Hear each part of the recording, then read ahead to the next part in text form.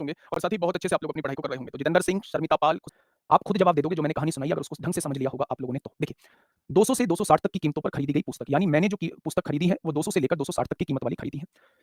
250 से 300 तक की कीमत वाली मैंने इन्हें किताबों को 250 से लेकर 300 तक की कीमतों पर इन्हें बेच दिया है। मैंने प्यारे दोस्त 200 से 260 तक की कीमतों वाली किताब खरीदी है, मैंने 250 से 300 तक के रेट में इन्हें बेच दिया है। 25 पुस्तकों को बेचने पर बचा, ध्यान से सुनना, अधिकतम यानी कि मैक्सिमम संभावित यानी कि पॉसिबल प्रॉफिट बताना है। आप मुझे बताइए सबसे ज्यादा प्रॉफिट कब होगा मुझे? सबसे ज्यादा प्रॉफिट कब होगा? आप क्या कहने वाले हैं? आप ये कहने वाले हैं सबसे ज्यादा प्रॉफिट तब होगा जब आप सबसे कम रेट में सामान को खरीदेंगे, यानी 200 रुपए में सामान को खरीदेंगे। सबसे ज्यादा प्रॉफिट आपको तब होगा जब उसी सामान को आप सबसे ज्यादा में बेचेंगे, यानी एक किताब पे आप ज्यादा से ज्यादा 100 रुपए का प्रॉफिट कमा सकते हैं। एक किताब पर आप ज्यादा से ज्यादा 100 रुपए का प्रॉफिट कमा सकते हैं। कम से कम 200 में खरीदेंगे, ज्यादा से ज्यादा 300 में बेचेंगे, तो ज्यादा से ज्यादा एक किताब पे आपको 100 रुपए का प्रॉफिट हो सकता है। तो 25 किताबों पे आपको कितने का प्रॉफिट हो जाएगा? यानी 2500 से ज्यादा प्रॉफिट आपको हो ही नहीं सकता, यानी मैक्सिमम प्रॉफिट जो हो सकता है, मैक्सिमम प्रॉफिट जो हो सकता है वो 2500 का हो सकता है, 2500 से ज्यादा प्रॉफिट आपको हो ही नहीं सकता। ठीक है भाई, चलिए, बहुत साथी, बहुत अच्छे से आप लोग अपनी पढ़ाई को कर रहे होंगे। तो एक बार सभी मेरे प्यारे साथी बताएंगे कैसे हैं आप सब लोग, कैसी चल रही है आप लोगों की पढ़ाई? एकदम शानदार, एकदम जबरदस्त, बहुत बेहतरीन तरीके से आप लोग अपनी पढ़ाई को कर रहे हैं। मेरे प्यारे दोस्त, बात को समझिए। जब एक पेन 56 रुपए में बेची जाती है तो लाभ प्रतिशत उसी पेन को 42 रुपए में बेचने पर प्राप्त लाभ का 3 गुना होता है। क्या मतलब है इस बात का? इस बात का मतलब यह है कि अगर आप उस सामान को 42 रुपए में बेचते थे तो यहां कोई प्रॉफिट होता था। अगर उसी सामान को आप लोग 56 रुपए में बेचोगे तो प्रॉफिट जो है इसका 3 गुना हो जाएगा। क्वेश्चन को पढ़िएगा, मेरी बात को समझिएगा, क्या कहना चाह रहा है। क्वेश्चन ने कहा है जब एक पेन को 56 रुपए में बेचा जाता है तो लाभ जो होता है उसी पेन को 42 रुपए में बेचने पर प्राप्त लाभ का 3 गुना होता है। यानी 42 रुपए में बेचने पर जो लाभ होता है उसी का 3 गुना लाभ तब होता है जब उसे 56 रुपए में बेचा जाता है। यानी अगर यहां प्रॉफिट पी का होता है तो यहां प्रॉफिट 3 पी का हो जाएगा। क्या कोई दिक्कत समस्या? आपने कहा जी कोई दिक्कत समस्या नहीं है, 42 रुपए में बेचने पर पी का प्रॉफिट होता था और 56 रुपए में बेचने पर 3 पी का प्रॉफिट होता है क्या? अब आप मुझे ये बताइए कि अगर सेलिंग प्राइस में से, विक्रय मूल्य में से प्रॉफिट को घटा दूं, विक्रय मूल्य में से प्रॉफिट को घटा दूं तो क्या क्रय मूल्य आ जाएगा? तो आप कहेंगे बिल्कुल आ जाएगा। विक्रय मूल्य में से प्रॉफिट को घटा दूं तो क्या क्रय मूल्य आ जाएगा? बिल्कुल आ जाएगा। और दोनों ही केस में क्रय मूल्य आ रहा है तो दोनों को बराबर लिख दो, दोनों को बराबर लिख दो बच्चे। अब मेरे भाई यहां से सुनना, ये -3p है, इधर आके +3p, 3p में से p जाएगा 2p आ जाएगा और 56 में से 42 जाएगा तो 14 आ जाएगा। 2 से काटेंगे 7 बार, यानी प्रॉफिट कितने का हो जाएगा? 7 का। अगर प्रॉफिट 7 का हो चुका है तो मेरे प्यारे दोस्त अब ध्यान से सुनना, क्वेश्चन ने कहा है पेन का क्रय मूल्य बताइए। पेन का मेरे भाई क्रय मूल्य बताइए, यही तो कहा गया है। दोनों ही केस में प्रॉफिट हो रहा है ना। p की वैल्यू 7 है तो पेन का क्रय मूल्य बताइए मेरे भाई। p की वैल्यू 7 आ चुकी है। अगर 42 में से 7 घटा देंगे तो क्या आ जाएगा? क्रय मूल्य 35 रुपए आ जाएगा। तो वस्तु का क्रय मूल्य कितना हो जाएगा? 35 रुपए डायरेक्ट हो जाएगा। कितना रुपए हो जाएगा मेरे भाई? 35 रुपए डायरेक्ट हो जाएगा। 49 वालों, मतलब क्या कर रहे हो यार, थोड़ा सा तो सोच लो। अगर 42 रुपए में बेचने पर 7 रुपए का प्रॉफिट हो रहा है तो खरीदा कितने में होगा? 42 में से 7 घटाओगे तभी तो क्रय मूल्य आएगा। विक्रय मूल्य में से लाभ को घटाओगे तभी तो क्रय मूल्य आएगा। तो आप 7 जोड़ क्यों रहे हो? इसका मैं एक डायरेक्ट भी फंडा बताऊंगा, पहले चीजों को समझ लिया करो कि चीजें होती कैसे हैं। और दूसरी बात, एक गुड़िया का या बुड्ढा का कमेंट पढ़ रहा था, एक्चुअली में नाम निकाल लेना। 56 में से 42 जाएगा तो कितना बचेगा? 14 बचेगा। बचेगा क्या? तो आपने कहा जी बिल्कुल बचेगा। अब एक चीज समझना कि लाभ का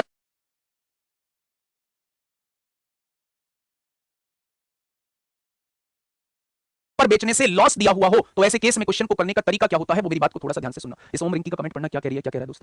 देखिए मेरी बात को थोड़ा, 56 में से नहीं होगा, इसमें से करके देख लो। पी की वैल्यू 7 है तो 7 के 21, 56 में से 21 जाएगा तो भी 35 आएगा, तो भी 35 आएगा। ये प्रतिशत वर्ड गलत लिखा हुआ है, इसको काट देना थोड़ा सा। अब मेरी बात को थोड़ा सा ध्यान से सुनना, मैं सेकंड तरीका क्या कह रहा हूं। जब भी क्वेश्चन में 2 विक्रय मूल्य दिए हुए हो तो मेरे भाई दोनों का डिफरेंस निकाल लेना, दोनों का डिफरेंस निकाल लेना। 56 में से 42 जाएगा तो कितना बचेगा? 14 बचेगा। बचेगा क्या? तो आपने कहा जी बिल्कुल बचेगा। अब एक चीज समझना कि लाभ का 3 गुना होता है, पहले वाले लाभ का 3 गुना लाभ होता है। तो पहले भी लाभ हो रहा था, पहले भी लाभ हो रहा था, अब भी लाभ हो रहा है, पहले वाले का 3 गुना लाभ होता है, यानी कि दोनों का डिफरेंस कितना आ जाएगा? 2 आ जाएगा। इन दोनों का डिफरेंस 14 आया है, इन दोनों का डिफरेंस 2 आया है। 2 से काटेंगे तो एक पार्ट की वैल्यू 7 आ जाएगी। अगर एक पार्ट की वैल्यू 7 है तो इसमें से 7 घटा दीजिए तो आंसर 35 आपके सामने आ जाएगा।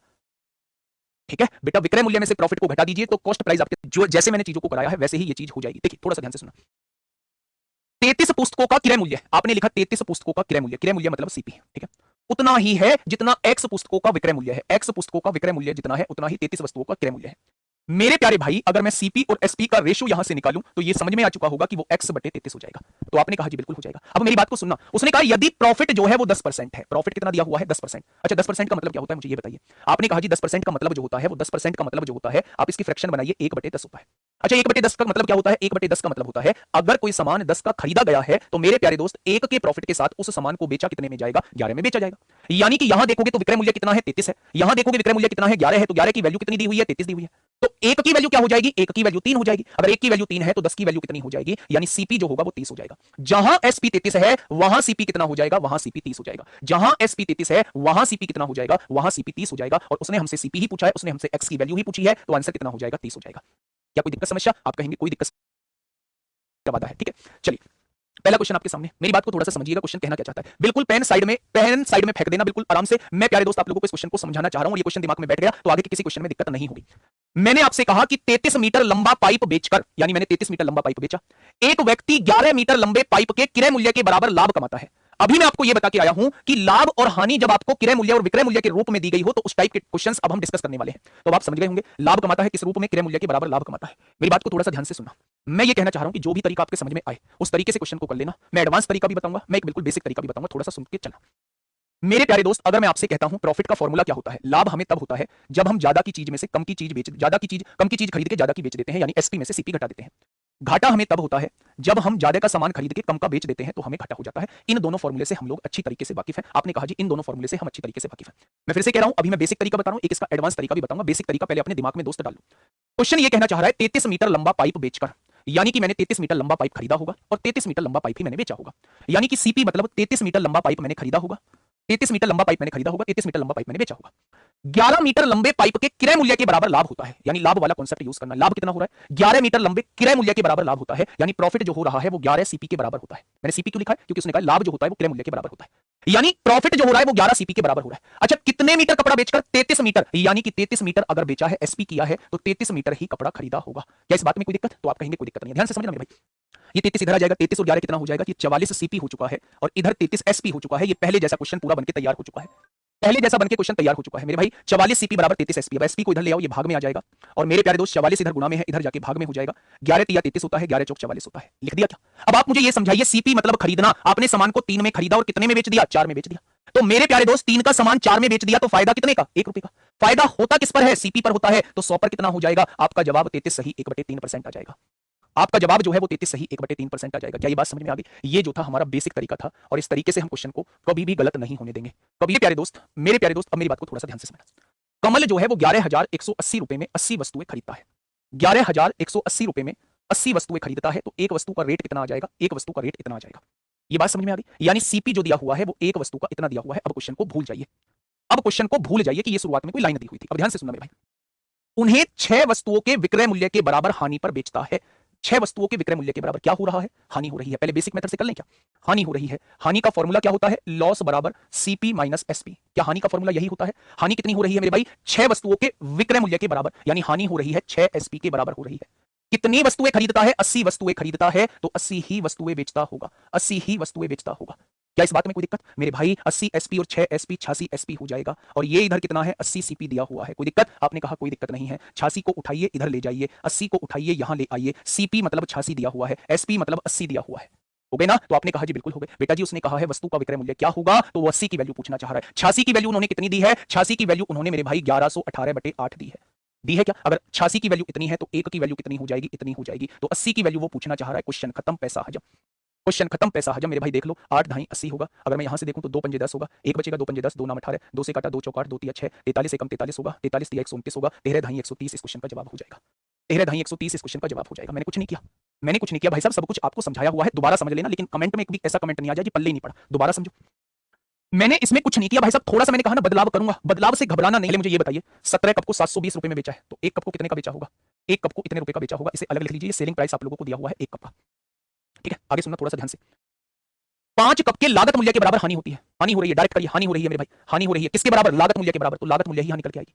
एक कप की लागत मूल्य 1 रुपए मान लो, तो मेरे भाई 17 कप बेचे हैं, तो 17 कपों की लागत मूल्य कितनी हो जाएगी, 17 रुपए। और 17 रुपए पर 5 रुपए की हानि हो गई, तो बेचा कितने में होगा, 17 की चीज को 5 के घाटे से बेचा होगा, तो 12 की बेच दिया होगा, बेच दिया होगा। बेटा वो कह रहा है कि विक्रय मूल्य इतना दिया हुआ है, विक्रय मूल्य इतना दिया हुआ है, 12 की वैल्यू इतनी दी हुई है, तो 1 की वैल्यू कितनी हो जाएगी, इतनी। तो वो आपसे क्रय मूल्य पूछना चाह रहा है, यानी वो 17 की वैल्यू आपसे पूछना चाह रहा है। कट गया, 12 6 72 60 आ जाएगी। क्या आ जाएगी मेरे प्यारे दोस्त, 60 आ जाएगी। बताइए अभी मेरे प्यारे दोस्त बताएंगे कैसे हैं आप सब लोग, कैसी चल रही है आप लोगों की पढ़ाई को। थोड़ा सा ध्यान से सुनना बेटा, और कैसे ठीक से बताऊं मेरे गुड्डा। कल भी मैंने है वो किस पर निकालते थे, तो आप कहेंगे हाँ, आप कहेंगे जी हम लोग जो निकालते थे वो सीपी पर निकालते थे।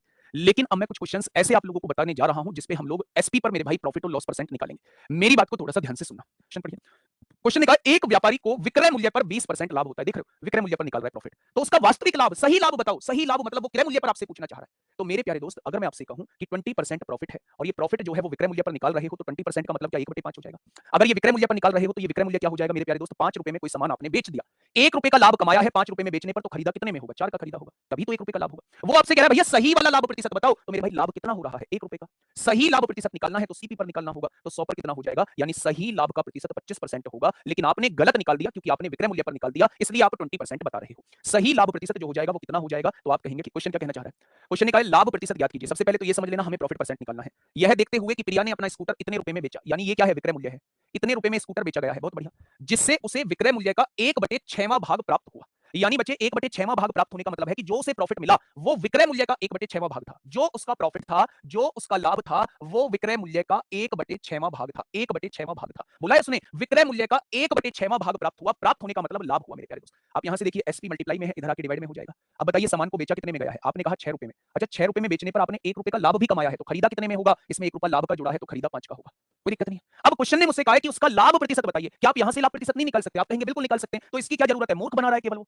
केवल वो मूर्ख बना रहा है। यानी मेरे भाई 5 का सामान आपने 6 का बेच दिया तो क्या 1 का फायदा नहीं होगा? बिल्कुल होगा। फायदा होता किस पर है? सीपी पर होता है। तो 100 पर कितना फायदा हो जाएगा? तो आप कहेंगे जी इस सौदे पर 20% का प्रॉफिट हुआ होगा। इस सौदे पर 20% का प्रॉफिट हुआ होगा। ये वैल्यू केवल मूड ये कह रहा हूं कि कोई वस्तु ₹640 में बेचकर अगर बेचा है तो आपके दिमाग में एकदम से आया कि सेलिंग प्राइस है। किसी व्यक्ति को वस्तु के विक्रय मूल्य पर 15% की हानि होती है। क्या आपको क्वेश्चन को पढ़ने के बाद समझ आ गया कि 15% की हानि जो है वो विक्रय मूल्य पर हो रही है? इसका मतलब 15% की फ्रैक्शन आपने बनाई। 15% की फ्रैक्शन का मतलब होता है 3/20। क्योंकि ये हानि विक्रय मूल्य पर निकाली गई है तो सामान का विक्रय मूल्य कितना हो जाएगा? सामान का विक्रय मूल्य 20 हो जाएगा। अब मुझे सीपी नहीं पता है, सीपी मुझे लिखना क्या है? बेटा जी ₹20 में सामान बेचने पर आपको ₹3 का घाटा हुआ है। घाटा कैसे पता चला? हानि लिखा है। अगर ₹3 का घाटा हुआ है तो क्या आपने उस सामान को ₹23 का नहीं खरीदा होगा? बहुत सारे बच्चे हैं 17 लिख रहे होंगे, भाई 17 का खरीद के 20 का बेचोगे तो फायदा हो जाएगा। तब घाटा कहां रह गया? घाटा तो तब होगा जब इससे ज्यादा क्रय मूल्य होगा। हाँ, रिकॉर्ड क्लास है छोटू किंग। ठीक है मेरे भाई, इसका मतलब ₹20 का सामान मैंने बेचा था, ₹3 का घाटा हुआ है, यानी ₹23 में मैंने सामान खरीदा होगा। अब क्वेश्चन ने मुझसे कहा है कि वस्तु के क्रय मूल्य पर 15% लाभ प्राप्त करने के लिए उसे किस कीमत पर बेचा जाना चाहिए? यानी कि 15% प्रॉफिट कमाना है मुझे और क्रय मूल्य पर कमाना है, तो मैं उसे कितने में बेचूं? क्वेश्चन मुझसे ये पूछना चाह रहा है। तो पहले सीपी तो मुझे पता चले। अब ध्यान से सुनिए, क्वेश्चन ने विक्रय मूल्य कितना दिया है? 640 दिया है, यानी 20 की वैल्यू 640 आप लोगों को दी हुई है। तो क्या 1 की वैल्यू जो है वो 32 निकल के आपके सामने आ जाएगी? अगर 1 की वैल्यू 32 निकल के आ चुकी है तो 23 की वैल्यू कितनी आ जाएगी? क्या वस्तु का क्रय मूल्य आपके सामने आ चुका है? यानी आपने वास्तव में सामान को इतने का खरीदा होगा। आपने वास्तव में सामान को इतने का खरीदा होगा। उसने खरीदने वाला रेट नहीं पूछा, उसने कहा है 15% का प्रॉफिट कमाने के लिए आपको ये सामान कितने का बेचना होगा। जब आपने इतने का सामान खरीदा है और आप इस पर 15% का प्रॉफिट कमाना चाहते हैं, तो आप इस सामान को 115 पर बेचना चाहते हैं। आप इस सामान को 115% पर बेचना चाहते हैं। आप इस सामान को 115% पर बेचना चाहते हैं। जैसे ही आपके सामने क्रय मूल्य आ गया, जैसे ही आपके सामने वो मूल्य आ गया जिस पर वस्तु को खरीदा गया है, इसका 15% लाभ पर बेचना है, यानी 100% से 15% ऊपर यानी 115% पर इसे बेचना होगा। क्वेश्चन खत्म, पैसा हजम। निकालो यहां से। 5 दूनी 10, 5 तिया 15, 5 दूनी 10, 0 हो जाएगा। यहां से देखेंगे 2 से काटेंगे 16 बार कटेगा, 2 से काटेंगे 10 बार कटेगा। ठीक है भाई, क्वेश्चन का जवाब देखेंगे 23 23 529 होता है। 529 की गुणा 16 में करेंगे और उसे 10 से डिवाइड कर देंगे। 16 निम्मा 144 को 4 हासिल लगे 14, 16 दूनी 32 और 14 46 हो जाएगा। 46 को 6 हासिल लगे 4, 16 पंजे 80, 4 84 हो जाएगा। नीचे एक 0 है, पॉइंट 1 यहां लग जाएगा। अगर मैं उस सामान को 846.4 का बेच देता हूं, अगर मैं इस सामान को 846.4 का बेच देता हूं तो मुझे 15% प्रॉफिट हो जाएगा, वो भी क्रय मूल्य पर। प्यारे दोस्त, क्वेश्चन क्या कहना चाह रहा है? मनोज ने विक्रय मूल्य के 9/10 मूल्य पर एक रेडियो खरीदी। खरीदने वाला रेट दे रखा है मेरे भाई। खरीदने वाला रेट क्या है?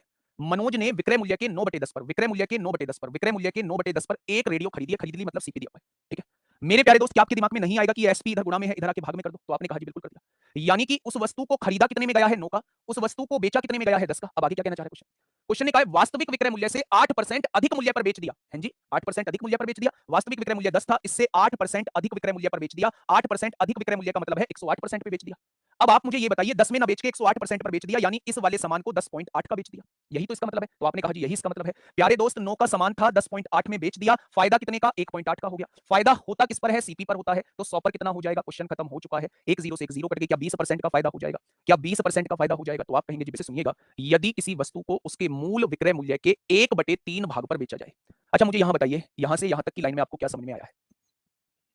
यहां से यहां तक की लाइन में आपको क्या समझ में आया है?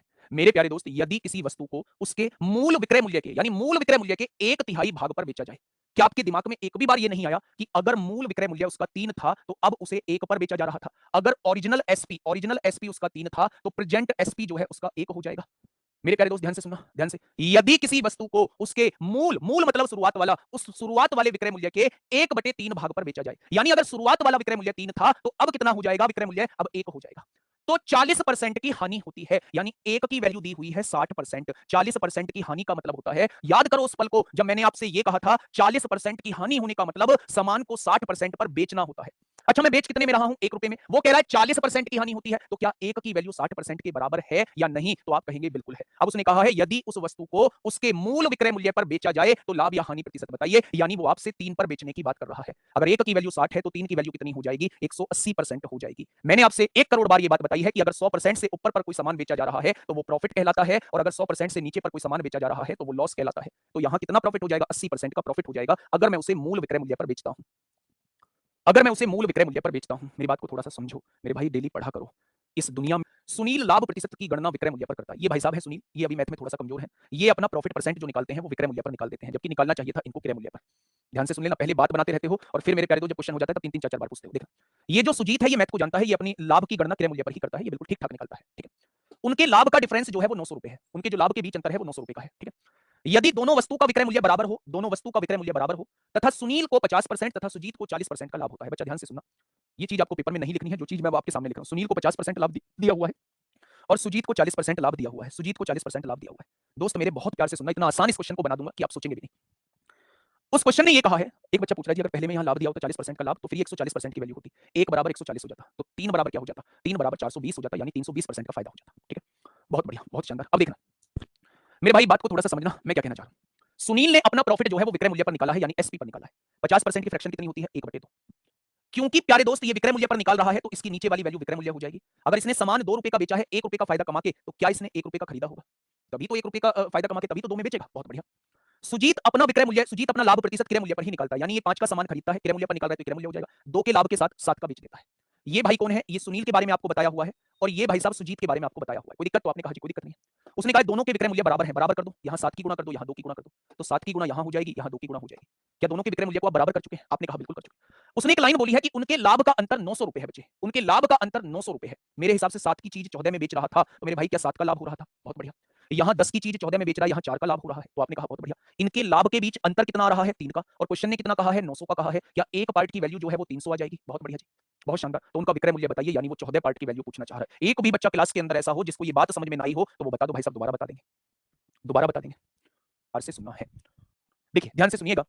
एक वस्तु दो हाथों से होकर वास्तविक क्रय मूल्य के 38% लाभ पर बेची जाती है। दो हाथों से होकर होने का मतलब है पहले मैंने किसी और को बेची, फिर उसने आगे किसी और को बेची, यानी टोटल जो लाभ हुआ वो 38% का लाभ हुआ। यानी कि अगर मेरे पास उस वस्तु का मूल्य 100 रुपए था तो टोटल जो प्रॉफिट हो गया 38% का हो गया, तो क्या वो सामान 138 का बेचा गया होगा? आपने कहा जी बिल्कुल बेचा गया होगा। यदि पहला वाला व्यापारी 20% लाभ कमाए तो दूसरा वाला कितने प्रतिशत लाभ कमाएगा? तो मेरे प्यारे दोस्त, पहले वाले ने 20% का लाभ कमाया, यानी 100 की चीज को 120 में बेच दिया, तभी तो 20% लाभ हुआ होगा। अब वो कह रहा है कि दूसरे वाले ने कितना लाभ कमाया? 120 के सामान को 138 में बेचा जा रहा है, कितना लाभ कमा रहा है? 18 रुपए का। 18 रुपए का लाभ किस पर हो रहा है? 120 पर हो रहा है, तो 100 पर कितना हो जाएगा? 20 पंजे 100, 20 चिक्का 120, 6 तिया 18, यानी दूसरे वाले ने जो है वो 15% का लाभ कमाया होगा। लोगों को रेशो से करना हो तो मुझे एक बात समझाना, दो हाथों से गुजरने वाली एक वस्तु को मूल लागत मूल्य के 40% के कुल लाभ पर बेचा जाता है, यानी कि 200 की चीज को कितने में बेचा जाता है? 140 में बेचा जाता है। ठीक है, दो हाथों से गुजरने के बाद, ये पहला हाथ है और ये दूसरा हाथ है मेरे भाई। ठीक है, अब मेरी बात को समझना, पहला व्यापारी 30% का लाभ कमाता है। 30% का मतलब होता है 3/10, यानी 10 का सामान 13 का बेच रहा होगा। 10 का सामान 13 का बेच रहा होगा। दूसरा वाला व्यापारी मुझे नहीं पता कितने का सामान कितने का बेच रहा है, दूसरे वाले का ही तो मुझे प्रॉफिट परसेंट निकालना है मेरे भाई। अगर मेरे प्यारे दोस्त यहां से मैं रेशो निकालूं तो आप कहेंगे 2 पंजे 10 हो जाएगा, 2 सत्ते 14 हो जाएगा। क्या इस बात में कोई दिक्कत? तो आप कहेंगे कोई दिक्कत नहीं है। यानी मैंने आपको पहले भी परसेंटेज में बताया है, इसकी क्रॉस मल्टीप्लाई कर लो, 13 की गुणा 5 में करेंगे, यानी ये 65 का सामान जो है 7 की गुणा 10 में करेंगे 70 में बेच रहा होगा। ये 65 का सामान जो है वो 70 में बेच रहा होगा। 65 का सामान 70 में बेचेगा, फायदा कितने का? 5 का। कितने पर फायदा? 65 पर, तो 100 पर कितना हो जाएगा? यानी मेरे प्यारे दोस्त यहां से 100/13 हो जाएगा। 100/13 का मतलब 7 सही 9/13 होता है। ये चीज तो मैंने पहले बताई थी, इसकी गुणा इसमें कर देंगे तो ये वैल्यू आ जाएगी, इसकी गुणा बहुत अच्छे से आप लोग अपनी पढ़ाई को कर रहे होंगे। तो एक बार सभी मेरे प्यारे दोस्त बताएंगे, रुपए पर एक वस्तु बेचने के बाद लाभ जो है वो 452 रुपए पर बेचने के बाद नुकसान के समान है। यानी कि क्वेश्चन कुछ इस तरीके से है, जब आप 524 का उस सामान को बेचते हैं तो आपको प्रॉफिट होता है, यानी कि लाभ होता है, और जब आप उसी सामान को मेरे भाई 452 रुपए का बेचते हैं तो आपको हानि होती है। आपको मेरे भाई हानि होती है, और उसने कहा है जितना लाभ होता है उतनी ही आपको हानि होती है। बहुत बढ़िया भाई साहब। अब मेरी बात को ये समझिएगा कि अगर इस विक्रय मूल्य में से लाभ को घटा दें तो क्या मेरे पास जो है वो कॉस्ट प्राइस निकल के आ जाएगा? बिल्कुल आ जाएगा। अगर इस विक्रय मूल्य में हम लोग हानि को जोड़ दें तो क्या मेरे पास कॉस्ट प्राइस आ जाएगा? वही कॉस्ट प्राइस है तो दोनों को बराबर लिख दिया। ठीक है मेरे भाई, 524 में से 452 घटा दो, 4 में से 2 गया 2, 12 में से 5 गया 7 बचेगा। ये माइनस एक्स उधर जाके प्लस एक्स हो जाएगा, एक्स और एक्स 2x हो जाएगा, यानी एक्स की वैल्यू कितनी आ चुकी है? 36 आ चुकी है। एक्स की वैल्यू 36 आ चुकी है। आप लोगों से पूछा क्या है? आप लोगों से वस्तु की लागत मूल्य पूछी है, यानी कि अगर विक्रय मूल्य में हानि को जोड़ दोगे तो लागत मूल्य आ जाएगी। 452 में 36 जोड़ दो तो मेरे भाई 488 जो है वो लागत मूल्य आ जाएगी, या फिर 524 में से 36 को घटा दो, आपके सामने लागत मूल्य आ जाएगी। ये था इसका तरीका मेरे भाई, जो इसका मेथड था मेरे दोस्त। लेकिन इस क्वेश्चन को हम लोग डायरेक्टली भी कर सकते हैं। कैसे कर सकते हैं, सुनना थोड़ा सा। इस क्वेश्चन को हम लोग डायरेक्टली कैसे कर सकते हैं, जब भी आपको क्वेश्चन में दो विक्रय मूल्य दिए हुए हों, दो सेलिंग प्राइस दिए हुए हों, और एक पर होने वाली हानि दूसरे पर होने वाले लाभ के बराबर दी गई हो, यानी लाभ और हानि बराबर दी गई हो, तो ऐसे केस में दोनों विक्रय मूल्य को जोड़ के आधा कर देना, आपके सामने मेरे भाई कॉस्ट प्राइस निकल के आ जाएगा। मैं फिर से कह रहा हूं कि जब भी आपको क्वेश्चन में दो सेलिंग प्राइस दिए हों, एक पर होने वाला प्रॉफिट दूसरे पर होने वाले लॉस के बराबर दिया गया हो, तो मेरे प्यारे दोस्त ऐसे केस में दोनों सेलिंग प्राइस को जोड़ के हाफ कर देना, आपके सामने सीपी निकल के आ जाएगा। आप दोनों को जोड़िए, 4 और 2 कितना हो जाएगा मेरे भाई, 6 हो जाएगा। आगे क्या कहा है, 5 और 2 कितना हो जाएगा, 7 हो जाएगा, और 5 और 4 9 हो जाएगा, और इसको जब आप आधा करेंगे तो 2 चौक 8 होगा, 2 अट्ठे 16 होगा, 2 अट्ठे 16, यानी इसका कॉस्ट प्राइस कितना आ जाएगा, तो आप कहेंगे 488 आ जाएगा। क्या हो जाएगा इस क्वेश्चन का साथी, बिल्कुल सही जवाब। आराम से क्वेश्चन को पढ़िएगा बेटा जी। रोजगार विद अंकित यूट्यूब चैनल पे 3 बजे वाला प्रैक्टिस सेट चलता है, धुआं धुआं करेंगे, धुआं धुआं। ठीक है, कल नहीं हुआ था, हाँ नहीं हुआ था कल, धुआं धुआं करेंगे। हाँ, देख रहे हो स्ट्रीमर साहब कह रहे हैं भैया जी कल भी बोला था आपने, तो धुआं धुआं करेंगे, कल तो हुआ नहीं था। तुमसे पहले ये मुझसे पूछने लगता है ना। मेला जाना है सर जी, मेले में साथ चलेंगे। देखो भाई आ जाओ, घूम फिर के आ जाओ। 1970 रुपए में एक वस्तु को बेचने से जो हानि हुई है, वह उसी वस्तु को 2370 रुपए में बेचकर होने वाले लाभ का 85% है। भाई साहब गजब का काम कर दिया। क्रय मूल्य पूछ रहा है, देखो दोनों तरीके से देखो, दोनों तरीके से बातों को समझना है। अच्छा मुझे ये बताइए, 1970 रुपए में बेच रहा हूं तो क्या हो रहा है, आप कहेंगे लॉस हो रहा है। 2377 रुपए में बेच रहा हूं तो क्या होता है मेरे भाई, प्रॉफिट होता है, प्रॉफिट होता है। अच्छा उसने बोला क्या है, उसने ये कहा है लाभ का 85% है, लाभ का, यानी लाभ अगर 100x का होता है तो ये लॉस जो है इसका 85% क्या 85x का हो जाएगा। भाई साहब उसने कहा है हानि हुई है वह उसी वस्तु पर होने वाले लाभ का 85% है, यानी जितना प्रॉफिट यहां होता है उसका 85% जो है वो लॉस होता है। ठीक है भैया जी, अब छोटा कर लो थोड़ा सा, 5 से काटोगे 17 बार कट जाएगा, 5 से काटोगे 20 बार कट जाएगा, यानी यहां घाटा 17x का होता है, यहां लाभ 20x का होता है। ठीक है, अगर मैं इस घाटे को जोड़ दूं, अगर मैं इस घाटे को जोड़ दूं तो क्या कोई दिक्कत बनेगी, नहीं जी। अगर इस विक्रय मूल्य में से इस लाभ को घटा दूं तो क्या कोई दिक्कत बनेगी, नहीं जी। कॉस्ट प्राइस आएगा बराबर, लिख दिया। ये देखिए 20x और 17x से कितना हो जाएगा, 37x हो जाएगा, और 2377 में से 1970 जाएंगे तो कितना हो जाएगा, 407 हो जाएगा। 37 एकम 37, 37 एकम 37 हो जाएगा मेरे भाई। अब ये देखिए x की वैल्यू 11 है, 11 दूनी 22, क्या 220 का प्रॉफिट होगा।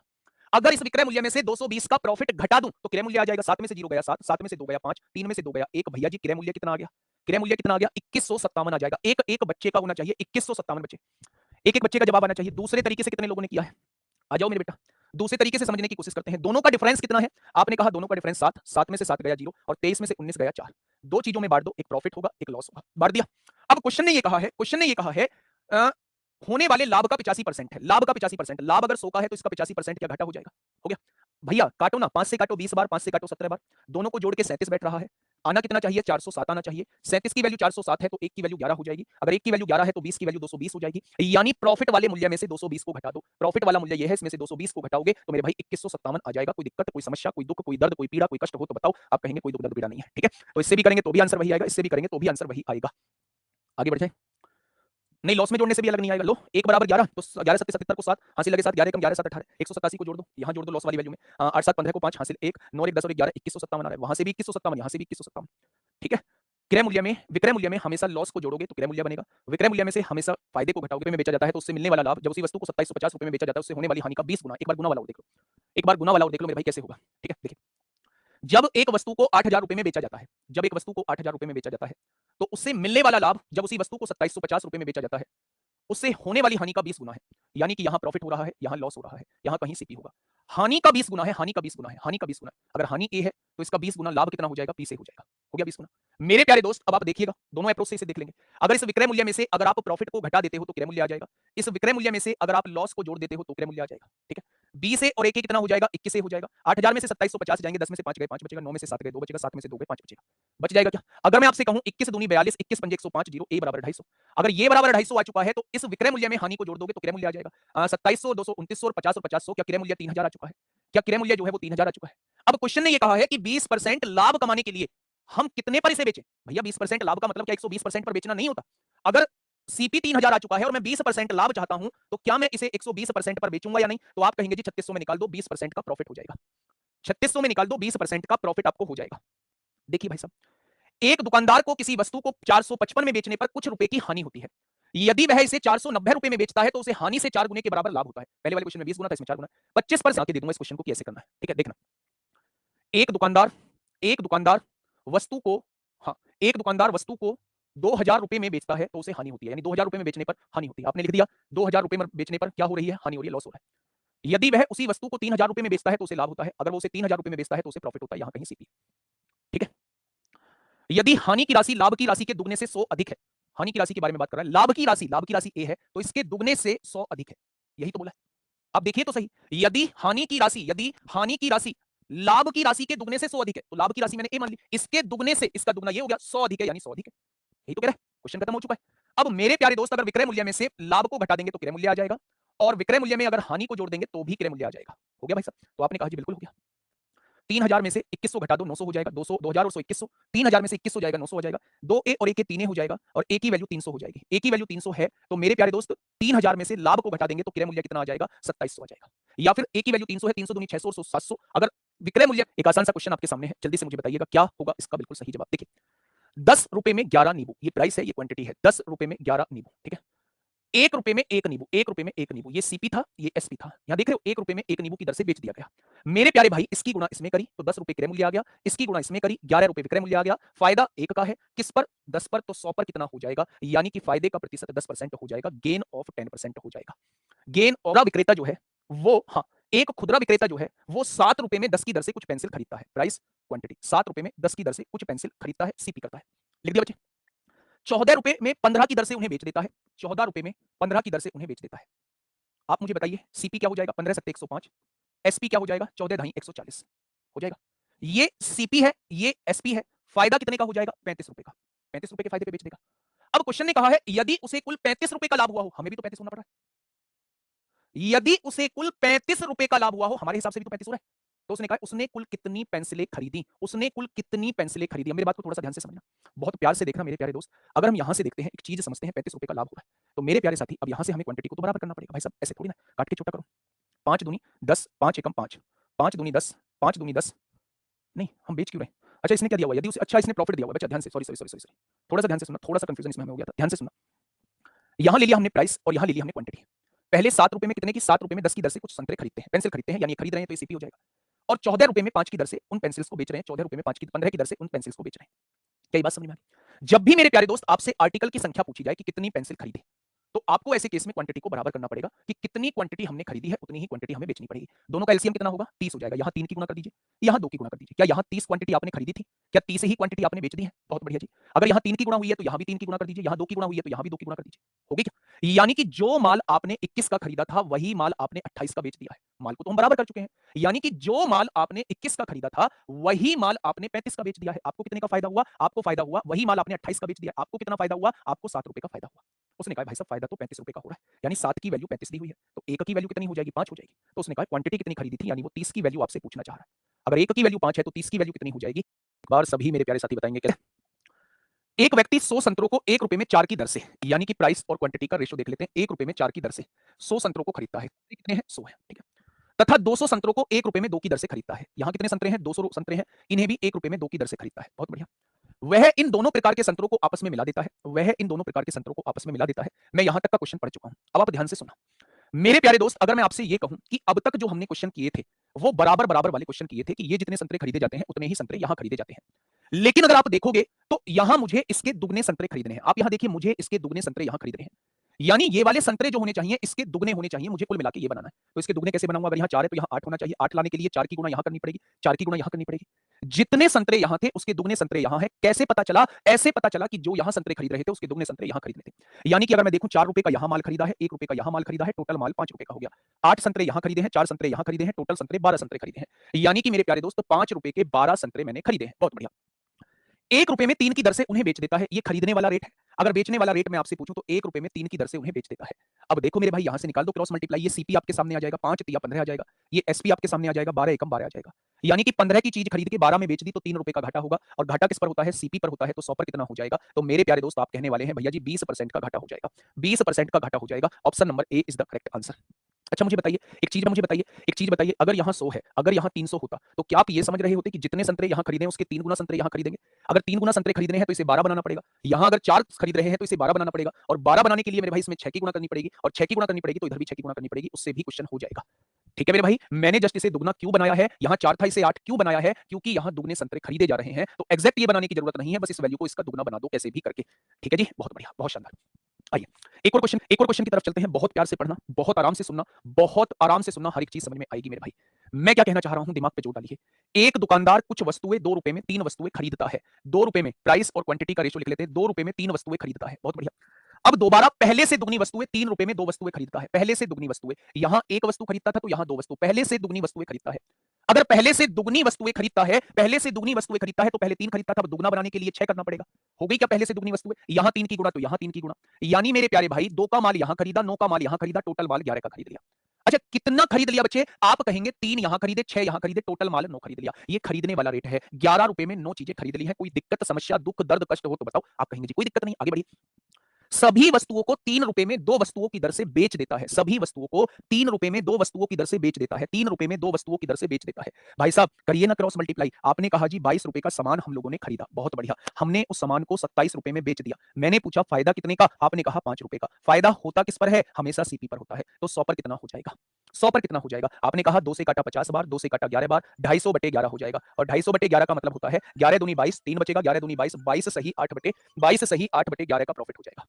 22 सही 8/11 का प्रॉफिट हो जाएगा। बस मुझे करना क्या था? मुझे इन वालों को दुगना बनाना था। दुगना बनाने के लिए यहाँ 3 है तो यहाँ क्या बनाना होगा? 6 बनाना होगा। और 6 बनाने के लिए मुझे 3 की गुणा करनी होगी। कैसे पता चला दुगना बनाना है? यहाँ कहा हुआ है कि ये वाले जो फल है इससे दुगने फल खरीदे जाते हैं। सर 2 से मल्टीप्लाई होगा ना कि 3 बार? हम बताएंगे। आप कमेंट पे रोकथाम लगाओ, हम दिमाग में चीजों को सेट कर देंगे। क्वेश्चन पढ़ो एक बार। फटाफट मुझे बताइएगा क्या होगा इस क्वेश्चन का बिल्कुल सही जवाब। देखिए मेरे प्यारे दोस्त, बात को समझना बहुत प्यार से। कितने क्वेश्चन है इस टाइप में? इस टाइप में क्वेश्चन है भाई साहब 86 और 87। फिर उसके बाद हम अपना टाइप बदलेंगे। ठीक है जी। एक दुकानदार कुछ वस्तुएं 1 रुपए में 2 वस्तुएं, भाई साहब लिख लो इस बात को, 1 रुपए में 2 वस्तुएं खरीदता है। कितनी? 1 रुपए में 2 वस्तुएं। प्राइस 1 रुपए है, क्वांटिटी 2 है। तथा कुछ वस्तुएं 1 रुपए में 3 की दर से खरीदता है। 1 रुपए में 3 की दर से खरीदता है। सभी वस्तुओं को 2 रुपए में 3 वस्तुओं के हिसाब से बेच देता है। सभी वस्तुओं को 2 रुपए में 3 के हिसाब से बेच देता है। ये एसपी कर देता है भाई साहब।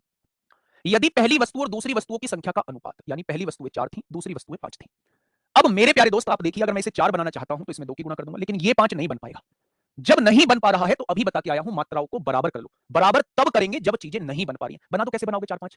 बताओ कैसे बनाओगे? आप कहोगे जी मैं तो 2 की गुणा करूंगा। तो भैया ये भी तो 5 बनाना, इसे 5 बनाना। 3 के टेबल में कहीं 5 आ पाएगा? नहीं आ पाएगा। जब चीजें वैसी ना बन पा रही हों जैसी आपसे बनाने के लिए कहा है, तो ऐसे केस में आप चीजों को बराबर कर दो। आपने कहा जी बराबर करने के लिए यहां 3 की गुणा करूंगा, यहां 2 की गुणा करूंगा, यहां भी 6 हो जाएगा, यहां भी 6 हो जाएगा, यहां भी 3 की गुणा करूंगा, यहां भी 2 की गुणा करूंगा। कोई दिक्कत, समस्या?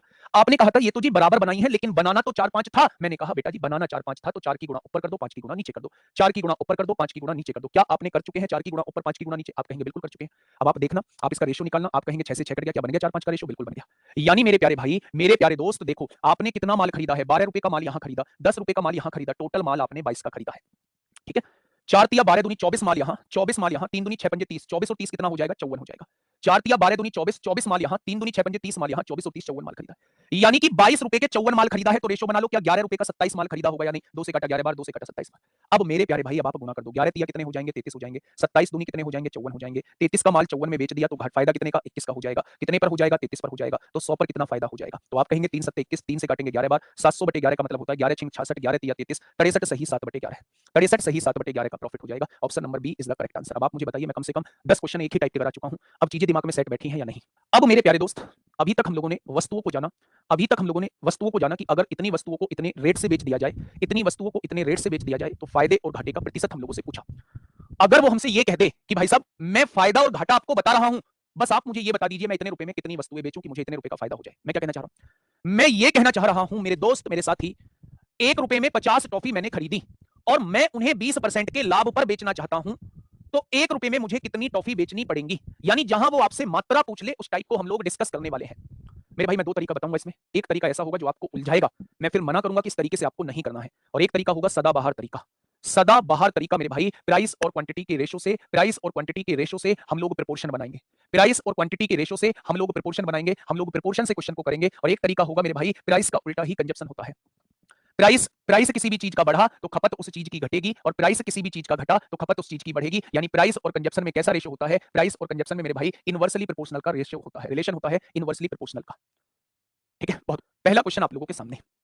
सर 53 सही 11/13 कैसे हुआ बता दो। अबे मेरे भाई, मेरे दोस्त, मेरे साथी, यदि 1 रुपए में 4 की दर से टॉफी खरीदी जाए, बच्चा क्वेश्चन कहना चाह रहा है 1 रुपए में 4 की दर से टॉफी खरीदी जाए तो 1 रुपए में कितनी टॉफी बेची जाए कि 33 सही 1/3% का लाभ होगा? अच्छा आप मुझे ये बताइए 33 सही 1/3% का प्रॉफिट का मतलब क्या होता है? 33 सही 1/3% के प्रॉफिट का मतलब होता है 1/3। यानी कि मेरे भाई सामान को 3 रुपए का खरीद के बेचा कितने में गया होगा? 1 के फायदे से 4 का बेचा गया होगा। यानी ये मूल्य का अनुपात आपके सामने आ जाएगा। अगर किसी सामान पे आपको 33 सही 1/3% का फायदा हो रहा है तो इस बात का मतलब है आपने 3 का सामान 1 के फायदे से 4 का बेच दिया होगा। क्या ये बात क्लियर हुई? अगर मेरे प्यारे दोस्त आपके सामने मूल्य का रेशो लिखा हुआ है, क्वांटिटी का रेशो लिखा हुआ है, तो मेरे भाई खपत का रेशो इसका जस्ट उल्टा होता है। यानी खपत का रेशो कितना हो जाएगा? 4 3 हो जाएगा। क्वेश्चन ने कहा है 1 रुपए में 4 की दर से टॉफी खरीदी जाए। तो मेरे भाई 1 रुपए में 4 की दर से टॉफी खरीदी जा रही थी, तो आप 1 रुपए में 3 की दर से टॉफी बेच दो, आपको 33 सही 1/3% का फायदा हो जाएगा। वही आपसे पूछा गया है कि 1 रुपए में कितनी टॉफी बेची जाए, तो जवाब हो जाएगा 1 रुपए में 3 की दर से टॉफी बेच दो, आपको 33 सही 1/3% का फायदा हो जाएगा। अगर 1 रुपए में 4 की दर से टॉफी खरीदी जा रही थी, तो 1 रुपए में 3 की दर से टॉफी बेच दो, आपको 33 सही 1/3% का फायदा हो जाएगा। लेकिन मैं आपसे कह रहा हूं, ये क्वेश्चन इससे आसान जरूर लग रहा है, लेकिन इस मेथड से क्वेश्चन को नहीं करना है। जिसके ये समझ में नहीं आया वो परसेंटेज में पहुंचो, इसे बार-बार थोड़ी ना बताऊंगा, बार-बार थोड़ी ना बताऊंगा मेरे भाई। मेरी बात को समझिए, अगर मूल्य जो है वो 33 सही 1/3% बढ़ा, यानी कि 3 से 1 बढ़ के 4 हो गया। मूल्य 3 से 1 बढ़ के 4 हो गया। अगर मूल्य का रेशो 3 से 4 हुआ है, तो खपत जो है वो 4 से 3 हो जाएगी। अगर आपने कोई वस्तु 4 खरीदी थी, तो आपको 3 बेचनी पड़ेगी। वो भी ये कह रहा है कि 4 खरीदी थी, तो बेचूं कितनी? अगर 4 खरीदी थी तो 4 बराबर 4, तो 1 बराबर 1, तो 3 बराबर 3 बेचनी पड़ेगी। ठीक है? दूसरा तरीका मेरे भाई, सेकंड तरीका ध्यान से समझिए, जिससे हमें क्वेश्चन को करना है। अच्छा, एक बात मुझे बताएंगे, बहुत छोटी सी बात आपसे पूछ लूं? आपने कहा जी पूछ लो। मैंने कहा कि अगर किसी वस्तु को 10% के लाभ पर बेचते हैं, अगर किसी वस्तु को 10% के लाभ पर बेचते हैं, तो क्या उस वस्तु को हम 110% पर बेच रहे होते हैं? क्या उसका सेलिंग प्राइस 110% होता है? अगर किसी वस्तु को 20% के लाभ पर बेचते हैं, तो उसका सेलिंग प्राइस क्या 120% हो रहा होता है? अगर किसी वस्तु को 30% के घाटे पर बेचते हैं, तो क्या उसका सेलिंग प्राइस 70% हो रहा होता है? क्या ये चीजें आपने पढ़ी हैं? आपने कहा जी बहुत अच्छे से ये चीजें पढ़ी हैं। अब ध्यान से सुनना मेरी बातों को, मैं क्या कहने वाला हूं आप लोगों से। मेरे प्यारे दोस्त, मैंने बताया प्राइस अपॉन क्वांटिटी के तरीके से हमें प्रोपोर्शन लगाना पड़ेगा। प्रोपोर्शन लगाना पड़ेगा, और ये मेथड आपने सीख लिया तो कैसा भी क्वेश्चन आ जाए, कितना भी बड़ा क्वेश्चन आ जाए, आप सिंगल लाइन में इसका आंसर निकाल देंगे। प्रोपोर्शन मेथड से क्वेश्चन को सॉल्व करेंगे। प्रोपोर्शन मेथड ये कहता है, सबसे पहले क्वेश्चन के अंदर लेन देन देखिए कितने रुपए का हुआ है। आपने कहा जी क्वेश्चन के अंदर 1 रुपए का लेन देन हुआ है, तो आपको प्राइस लिखना है। 1 रुपया आपने लिख दिया है। ठीक है बच्चे? क्वांटिटी मैंने कहा प्राइस अपॉन क्वांटिटी से करेंगे, कितनी क्वांटिटी खरीद रहा था, कितनी क्वांटिटी खरीद रहा था, 4 क्वांटिटी खरीद रहा था। अगर खरीदने वाली वस्तु आ रही है, तो खरीदने वाला रेट क्या होता है? 100% होता है। तो यहां आपको 100% की फ्रैक्शन लिखनी पड़ेगी। 100% की फ्रैक्शन 1 हो जाएगी। हो जाएगी। प्रोपोर्शन बनाइए, बीच में 2 ये लगाइए, प्रोपोर्शन समानुपात लगाइए। जैसा कार्यक्रम यहां किया है, वैसा ही कार्यक्रम राइट हैंड साइड कर दीजिए। आपसे कितने रुपए के लिए बोला है? 1 रुपए के लिए बोला है। कितनी क्वांटिटी बेची जाए, तो क्वांटिटी आपको पता नहीं है। और मेरे प्यारे दोस्त 33 सही 1/3% के फायदे का मतलब है 3 की वस्तु को कितने में बेचा जाएगा? 4 में बेचा जाएगा। 3 की वस्तु को 4 में बेचा जाएगा। क्या इतनी बात समझ में आई? नहीं आई होगी। मैं दोबारा से आप लोगों को समझाऊंगा, बात को पहले थोड़ा सा समझिए। मैंने आपसे कहा जब भी इस टाइप के क्वेश्चन आए कि कितनी क्वांटिटी बेची जाए, कितनी क्वांटिटी बेची जाए, तो मेरे प्यारे दोस्त आप लोग उसे प्राइस और क्वांटिटी के प्रोपोर्शन वाले तरीके से भी कर सकते हैं। प्राइस और क्वांटिटी के प्रोपोर्शन वाले तरीके से भी कर सकते हैं मेरे भाई। यहां भी प्राइस अपॉन क्वांटिटी, और यहां रेशो आ जाएगा सीपी और एसपी का। इस चीज को समझिए मेरे प्यारे दोस्त, ये चीज मैं क्या बोलना चाह रहा हूं, समझ में नहीं आया होगा। और मैं अभी इस पे 8-9 क्वेश्चन बताऊंगा। अभी मैं 8-9 क्वेश्चन कराऊंगा। रटने वाला तरीका नहीं है, प्रोपोर्शन वाला तरीका है। ये बता दिया ऊपर, ये परेशान कर देता है क्वेश्चन मेथड कभी कभी। अगर यहाँ 1 रुपया दिया हो और आपसे पूछ लिया जाए 3 रुपए में कितनी टॉफियां बेचना पड़ेगा, तो मेरे भाई ये परेशान कर देता है। मैं इसलिए, मुझे तो ये आसान लग रहा है, लेकिन मैं इसे दिमाग में क्यों डालता हूं? जब भी आपसे मात्रा का क्वेश्चन पूछा जाए, कितनी मात्रा मुझे बेचनी चाहिए, आप प्राइस और क्वांटिटी के प्रोपोर्शन वाला कॉन्सेप्ट लगा देंगे। क्वेश्चन कॉन्सेप्ट कहता क्या है? कितने रुपए का लेन देन शुरू में मूल्य या विक्रय मूल्य लिखा जाएगा। पूछना चाह रहा है 1 रुपए के बारे में पूछना है। 33 सही 1/3% के फायदे का मतलब है 1/3, यानी 3 का समान 1 के फायदे से 4 का बेचना पड़ेगा। क्या ये बात समझ में आ गई बेटा? क्वेश्चन खत्म। इसी लाइन में कुछ करना ही नहीं था। इसकी गुणा नीचे कर दीजिए, ये 1/4 हो जाएगा बराबर। इस समानुपात का मतलब होता है बराबर मेरे भाई। अगर इसकी गुणा मेरे प्यारे दोस्त इसमें करिए 3 आ जाएगा, इसकी गुणा इसमें करिए 4x हो जाएगा। 4 से 4 कट गया, x की वैल्यू कितनी आ जाएगी? 3 आ जाएगी। यानी 1 रुपए में अगर आप 3 संतरे बेच देंगे, 3 होंगे, लाजवाब होंगे, एकदम बिंदास होंगे, और साथ ही बहुत अच्छे से आप लोग 5500 में बेचता है, यानी प्रत्येक बैग 5500 में बेचता है। विक्रय मूल्य समान है। एक पर उसे 27% का लाभ होता है, दूसरे पर उसे 27% की हानि होती है। तो पूरे लेन देन में उसका लाभ या हानि प्रतिशत पूछा है, वो आपसे ये पूछना चाह रहा है। तो अभी हम पढ़ के आए हैं, ऐसे क्वेश्चन में हमेशा हानि होती है, और हानि का प्रतिशत कितना होता है? x²/100 का होता है मेरे भाई। अगर मैं x की वैल्यू की बात करूं तो 27 का स्क्वायर 729 होता है, और जब हम इसे 100 से डिवाइड करेंगे तो मेरे भाई हानि का प्रतिशत कितना आ जाएगा? हानि का प्रतिशत 7.29% आ जाएगा। हानि का प्रतिशत जो है वो 7.29 आ जाएगा। अच्छा, कितने बच्चों के दिमाग में ये बात आई कि जी ठीक है, आपने 3 क्वेश्चन की बातें नजर आएंगी, सुनिएगा थोड़ा ध्यान से। मीना 2 पंखों में से प्रत्येक को 1200 में खरीदती है, यानी यहां क्रय मूल्य समान दिया हुआ है। प्रत्येक को 1200 में खरीदती है, यानी दोनों को समान मूल्य पर खरीदा गया है। एक पंखे को 5% की हानि पर बेच देती है, तथा दूसरे पंखे को 10% के लाभ पर बेच देती है। तो कुल पर हुआ लाभ या हानि का प्रतिशत बताइए। जब दो वस्तुओं के क्रय मूल्य समान होते हैं, तो आप दोनों वस्तुओं के क्रय मूल्य को समान मान लो। ये पहली वस्तु का क्रय मूल्य भी 100 है और दूसरी वस्तु का क्रय मूल्य भी 100 है। अब उसने कहा है पहली वाली वस्तु को 5% की हानि पर बेचा गया। अगर इसे 5% के घाटे पर बेचा गया है, तो क्या इसे 95 का बेचा गया होगा? दूसरी वाली वस्तु को 10% के लाभ पर बेचा गया, यानी 10% के लाभ का मतलब है 100 की चीज को 110 में बेचा गया होगा। मेरे प्यारे दोस्त, ये दोनों वस्तुओं के विक्रय मूल्य आपके सामने आ चुके हैं। अगर मैं आपसे कहूं कि दोनों वस्तुओं का क्रय मूल्य कितना है, तो आप कहेंगे 100 और 100 200 हो जाएगा। अगर मैं दोनों वस्तुओं का विक्रय मूल्य आपसे पूछूं तो 110 और 95 कितना हो जाएगा? 205 हो जाएगा। हो गया क्या? अगर मेरे प्यारे दोस्त यहां से आप लोग देखोगे कि 200 का सामान 205 में बेच रहे हो, तो फायदा कितने का? आप कहेंगे 5 का। फायदा होता किस पर है? क्रय मूल्य पर होता है। तो 100 पर कितना हो जाएगा? तो मेरे प्यारे दोस्त आप लोग बताने वाले हैं कि इस सौदे पर 2.5% का प्रॉफिट हो जाएगा। इस सौदे पर 2.5% का प्रॉफिट हो जाएगा। क्या इतना सब कुछ करने की आवश्यकता थी हम लोगों को? आप कहेंगे बिल्कुल भी आवश्यकता नहीं थी मेरे भाई। जब भी आप लोगों को सेकंड मेथड में आप लोगों को बता देता हूं, जब भी आप लोगों को मेरे प्यारे दोस्त सीपी जो है वो समान दिया हुआ हो, जब भी कॉस्ट प्राइस समान दिया हुआ हो, तो कुल सौदे पर फायदा या नुकसान कैसे निकलता है, प्रॉफिट और लॉस कैसे निकलता है, मेरे प्यारे दोस्त दोनों को जोड़ के आधा कर देते हैं। दोनों प्रतिशत को जोड़ के आधा कर दोगे तो ये हमेशा हमेशा फायदा या नुकसान का प्रतिशत आपको बता देगा।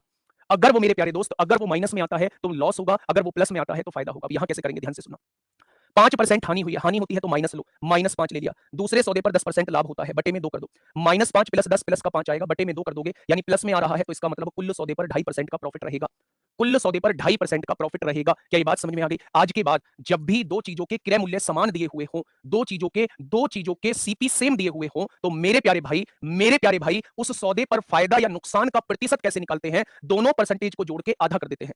हानि को माइनस में लेंगे और मेरे भाई लाभ को हम लोग प्लस में लेंगे। अब मेरे भाई यहाँ सीपी जो है वो समान दिया है, खरीदने वाला रेट समान दिया है, प्रत्येक सेट 4,000 रुपए का खरीदा है, यानी सीपी जो है वो समान दिया है। उसने आभूषणों के इन सेटों में से एक को 8% के लाभ पर और दूसरे को 6% की हानि पर बेच दिया। इस पूरे लेनदेन में उसे होने वाली हानि या लाभ की गणना कीजिए। मैं अभी आप लोगों को बता के आया हूं कि जब सीपी समान होते हैं तो मेरे भाई दोनों को जोड़ दो। एक पर 8% का प्रॉफिट हुआ है, दूसरे पर 6% का घाटा हुआ है और 2 से डिवाइड कर दो, यानी कि इस सौदे पर होने वाला प्रॉफिट कितना होगा? इस सौदे पर होने वाला प्रॉफिट 1% का होगा। टोटल सौदे पर जो प्रॉफिट होगा वो 1% का प्रॉफिट हो जाएगा। टोटल सौदे पर जो प्रॉफिट होगा वो 1% का प्रॉफिट हो जाएगा। प्रॉफिट कैसे पता चला? क्योंकि ये पॉजिटिव आया है। अगर यही नेगेटिव आया होता तो लॉस होता मेरे भाई। अगर एक सामान 4,000 का है तो टोटल सामान कितने का खरीदा होगा? एक सामान 4,000 का है तो दो सेट 8,000 के हो जाएंगे और 8,000 पे 1% घाटा हो रहा है, तो मेरे भाई सीपी का 1% निकाल देंगे तो यही आपका घाटा आ जाएगा। सीपी का 1% निकाल देंगे, यही आपका घाटा आ जाएगा। अब यहां थोड़ा सा कंफ्यूजन क्रिएट हो गया। आपने यहां मुझसे ये पूछने की कोशिश नहीं की कि आपने तो जी यहां डायरेक्ट 8,000 का 1% निकाल दिया, घाटा आ गया। फिर आपने यहां पिछले क्वेश्चन में 960 का 4% डायरेक्ट क्यों नहीं निकाला? 960 का 4% क्यों नहीं डायरेक्ट निकाला? तो मेरे प्यारे दोस्त अगर आप देखोगे तो ये विक्रय मूल्य आपको दिया हुआ है। विक्रय मूल्य से पहले क्रय मूल्य निकालना पड़ेगा, तब उसका 4% निकालोगे, आंसर आपके सामने आएगा। लेकिन इस क्वेश्चन में देखोगे तो डायरेक्ट आप लोगों को मेरे प्यारे दोस्त क्रय मूल्य दिया हुआ है। क्रय मूल्य मेरे प्यारे दोस्त 1% का घाटा आया है, तो क्रय मूल्य पर ही घाटा निकलता है। अगर क्रय मूल्य का 1% निकाल दोगे तो डायरेक्ट घाटा आ जाएगा। क्या आपको नहीं पता कि घाटा या फायदा क्रय मूल्य पर निकलता है? तो अगर उसने क्वेश्चन में क्रय मूल्य दिया ही हुआ है तो फिर तो आप डायरेक्ट इसका 1% निकाल दीजिए, घाटा या फायदा आ जाएगा। ठीक है भैया जी, पिछले क्वेश्चन में विक्रय मूल्य दिया हुआ था, इस क्वेश्चन में मेरे भाई क्रय मूल्य दिया हुआ है, तो 80 रुपए का लॉस नहीं होगा, 80 रुपए का फायदा होगा।